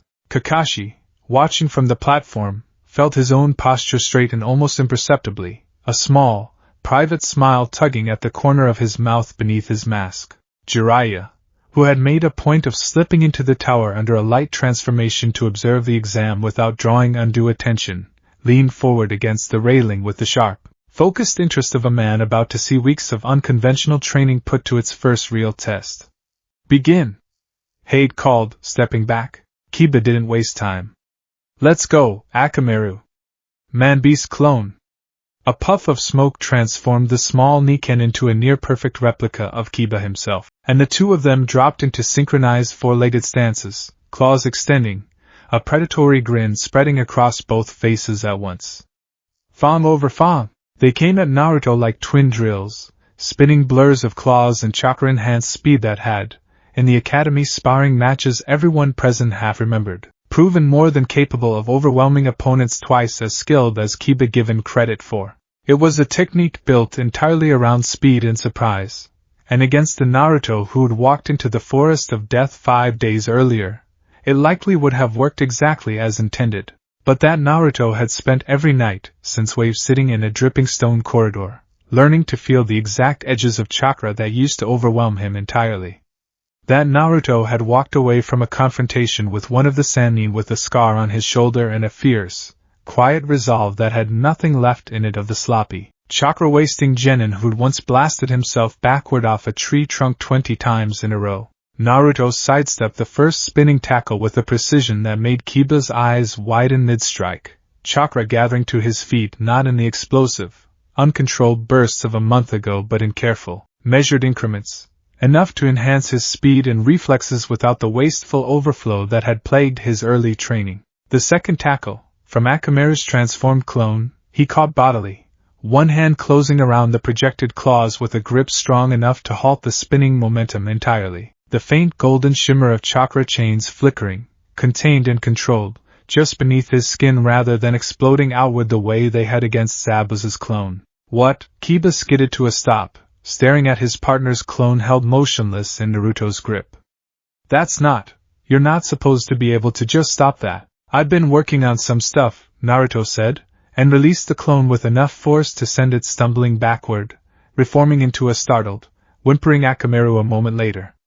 You want to try again? Up on the viewing platform, Jiraiya let out a low, appreciative whistle. Would you look at that, he murmured, mostly to himself. Kid's actually been listening. Kakashi, beside him, allowed himself a small nod of genuine pride. He's come a long way in a month. Kiba, stung more by the surprise than any real damage, rallied quickly, throwing himself back into the fight with renewed aggression. A barrage of kunai, smoke bombs meant to disorient. A series of increasingly desperate attempts to land a hit through sheer volume and speed. Naruto weathered all of it with a composure that surprised absolutely everyone in that room who'd known him as the loud, chaotic troublemaker of Konoha's academy, dodging, redirecting, occasionally letting a chain flicker out just far enough to disrupt Kiba's footing without ever fully unleashing the raw power that had torn through a dome of ice mirrors weeks earlier. He was, Jiraiya realized with something between pride and quiet unease, deliberately holding back, not out of fear, and not because he lacked the power to end the fight in a single dramatic strike, but out of a controlled, careful restraint that suggested the boy had internalized something important about the difference between power and violence. He doesn't want to hurt him, Jiraiya thought, watching Naruto weather another furious barrage without retaliating in kind. Even against an opponent trying to knock him out. That's not something you teach a kid. That's just who he is. The fight reached its conclusion when Kiba, increasingly frustrated and increasingly reckless, committed to one final, all-or-nothing Fang over Fang aimed directly at Naruto's center mass, a strike that, had it landed, would have ended the match decisively in his favor. Naruto let it come closer than strictly necessary, and at the very last instant, sidestepped with a burst of controlled chakra to his feet that carried him clean out of the strike's path. One hand shooting out to catch Kiba by the collar of his jacket mid-spin and redirect his considerable momentum straight down into the arena floor with a controlled, almost gentle precision that left the Inuzuka dazed but entirely unhurt, sprawled on the stone with the wind knocked thoroughly out of him. Winner, Hate announced, after a beat spent confirming Kiba was in no condition to continue, Naruto Uzumaki. The crowd's reaction was immediate and unmistakable, not the polite, restrained applause that had greeted most of the day's matches, but a genuine ripple of surprised murmuring that spread across the assembled dignitaries and shinobi alike, a dozen quiet conversations breaking out at once about the loud, orange-clad genin who'd apparently just handled an Inuzuka's signature technique with the calm, controlled ease of someone several years his senior. Naruto helped Kiba up without a word, offering an actual, genuine grin rather than his usual gloating triumph, and the Inuzuka, dazed, bruised, and considerably more respectful than he'd been 10 minutes earlier, actually managed a rueful laugh as he accepted the hand up. Guess I underestimated you, Kiba admitted, wincing as he tested his ribs. Where'd all that come from? Told you, Naruto said, grin widening. I've been working on some stuff. Up on the viewing platform, among the assembled dignitaries and visiting shinobi, a foreign delegation from the hidden sand watched the exchange with expressions ranging from polite interest to something considerably sharper. The Kazekage, or the figure wearing that title's ceremonial robes, at least, his true identity a secret that would not be revealed to anyone in that room for some time yet, watched Naruto's fight with an intensity that had nothing to do with polite diplomatic interest and everything to do with recognition. Golden, slitted eyes tracked the boy's every controlled movement from beneath the shadow of a formal hat, and though the disguise held perfectly, the flicker of something dark and calculating that crossed his borrowed features would have been unmistakable to anyone who'd witnessed that same expression in a forest clearing 5 days earlier. So, Orochimaru thought, watching Naruto help a defeated opponent to his feet with the easy, unguarded kindness that had somehow survived every hardship the world had thrown at him. The lock is unraveling faster than even I anticipated. Interesting. Very interesting indeed. Beside him, a red-haired boy with dark circles beneath flat, hollow eyes and a heavy gourd strapped to his back watched the same fight with an entirely different kind of attention.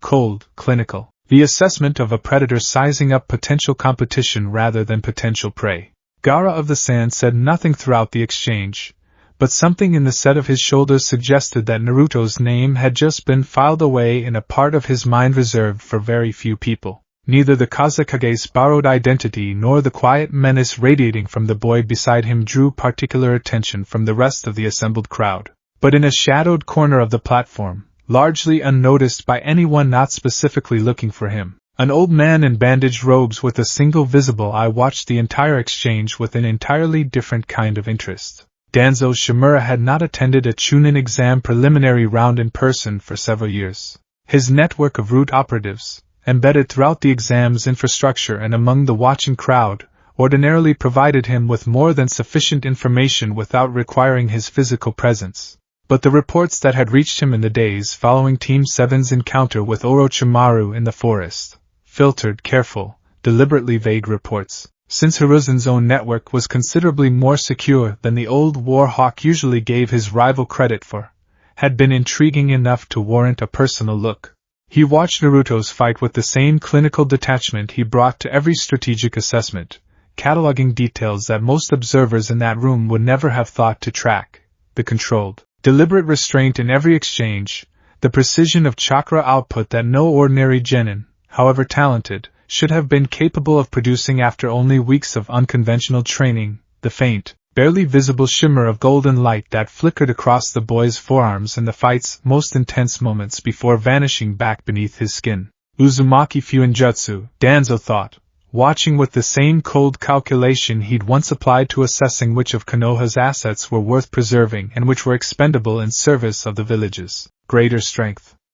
Active, developing, and apparently entirely unsupervised by anyone capable of properly harnessing it. He thought of the Nine Tails, sealed inside that same small, unassuming body, a weapon Konoha had, in his private and frequently expressed opinion, criminally failed to properly develop, left to grow up isolated and untrained rather than shaped, deliberately and carefully, into the asset the village desperately needed. And now, apparently, something else was awakening inside that same vessel, something ancient, powerful, and utterly wasted on a boy who seemed determined to squander it on childish notions of protecting his friends rather than serving the greater strategic interests of the village that had raised him. Danzo made a decision, there in the shadows of that viewing platform, and turned to a barely visible figure at his side, a masked root operative who had been standing so still and so silent throughout the entire exchange that most people in the room would have sworn the space beside Danzo was empty.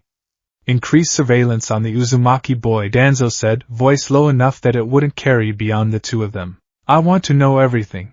His training regimen, his associates, and most importantly, the exact nature of whatever technique he's developing. If Hiruzen continues to let this potential go to waste, protected by nothing more than sentiment and outdated ideals about a shinobi's right to choose his own path, someone is going to have to ensure that potential doesn't simply wither away unused. The masked figure inclined their head fractionally and melted back into the shadows without another word. Down on the arena floor, entirely unaware of the two very different, very dangerous kinds of attention his fight had just attracted, Naruto made his way back up to the genin platform, accepting a rough, approving shoulder punch from Kiba's teammate Shino and a wide, genuine grin from a recovering Kiba himself, who'd apparently decided that losing to someone who'd shown him that much restraint wasn't nearly as embarrassing as it could have been. The remaining preliminary matches unfolded over the following hour, each one leaving its own mark on the assembled crowd's growing sense that this particular crop of genin was shaping up to be considerably more remarkable than most years' intake.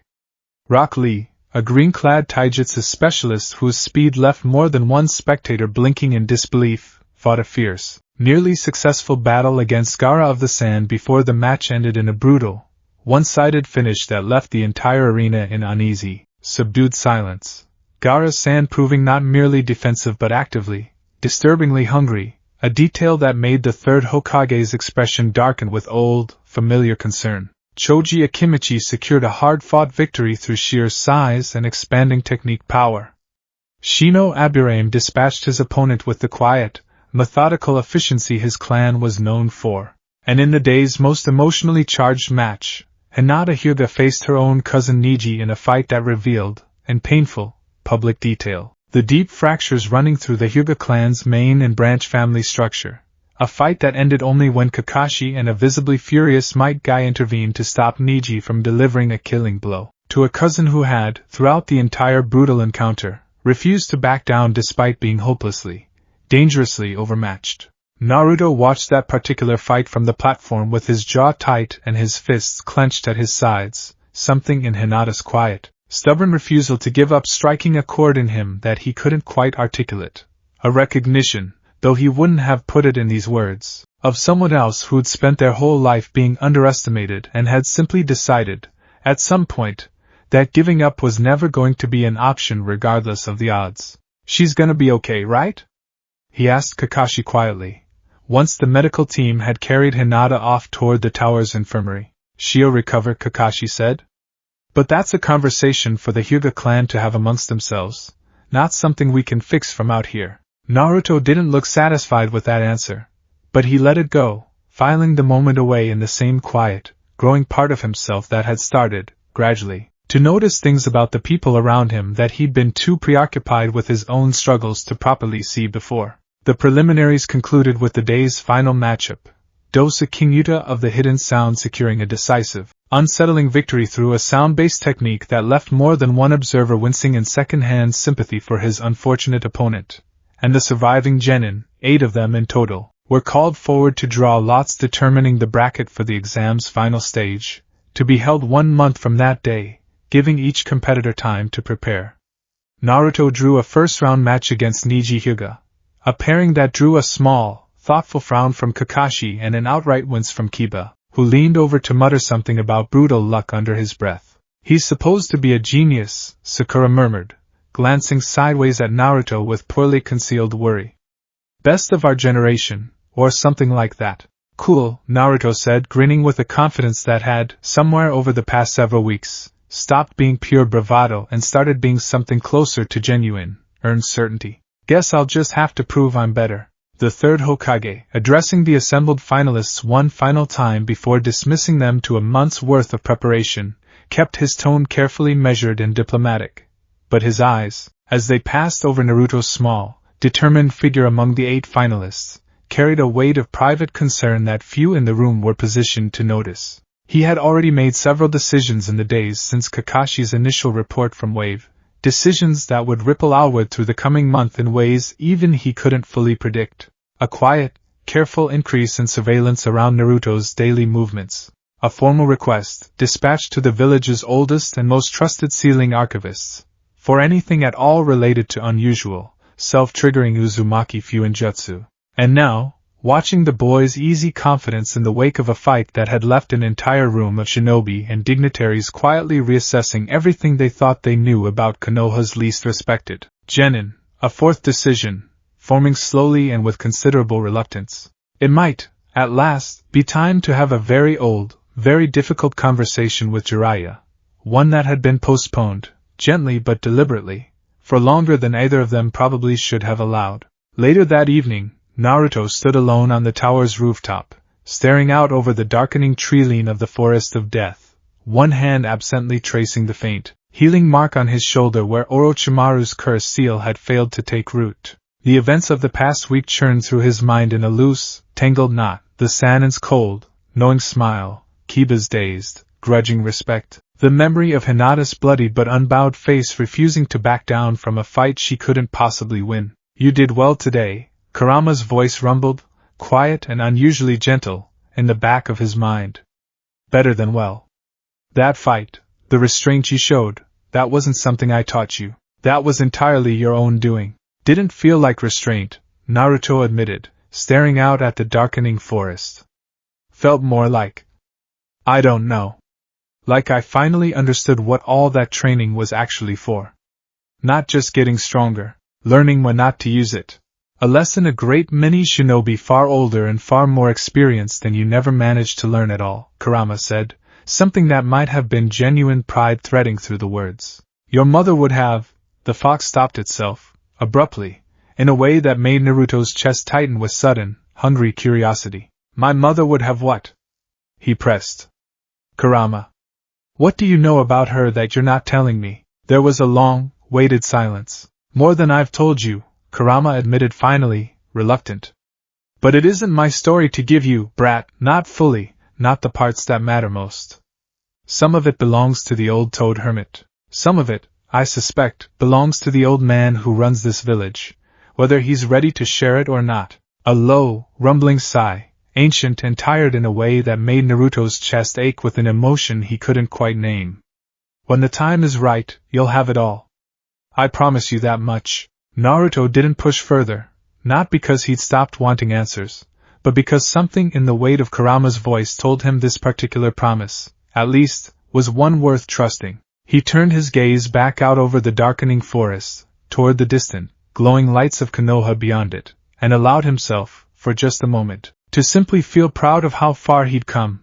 A boy who'd once blasted himself off a training pond 20 times in a single afternoon, standing now on the edge of a genuine, hard-won victory against the Hyuga prodigy waiting for him 1 month from today. He had no idea, staring out at that peaceful, unsuspecting skyline, just how little peace that month would actually contain. Somewhere many miles from Konoha, in a hidden base carved into a remote stretch of border territory between the land of fire and the land of wind, Orochimaru sat across a low table from a cloaked, silent envoy representing the true Kazekage, a man whose fate, unbeknownst to almost everyone in the shinobi world, had already been sealed weeks earlier, his identity and title stolen along with his life. The exam proceeds precisely as planned, Orochimaru said, tracing one long finger along the edge of a worn, unrolled map of Konoha's district layout. Careful attention paid to the positions of key defensive points and command structures.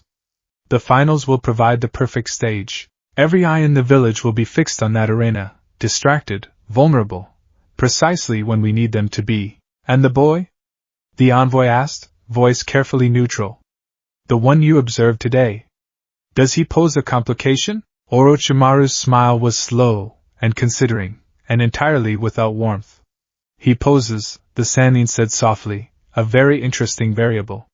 One I intend to study a great deal more closely, once the more pressing business of Konoha's downfall has been properly attended to. His golden eyes gleamed in the low light of the hidden chamber, tongue flicking briefly across thin lips. But make no mistake, whatever that boy is becoming, it will not be permitted to interfere with what's coming. One way or another.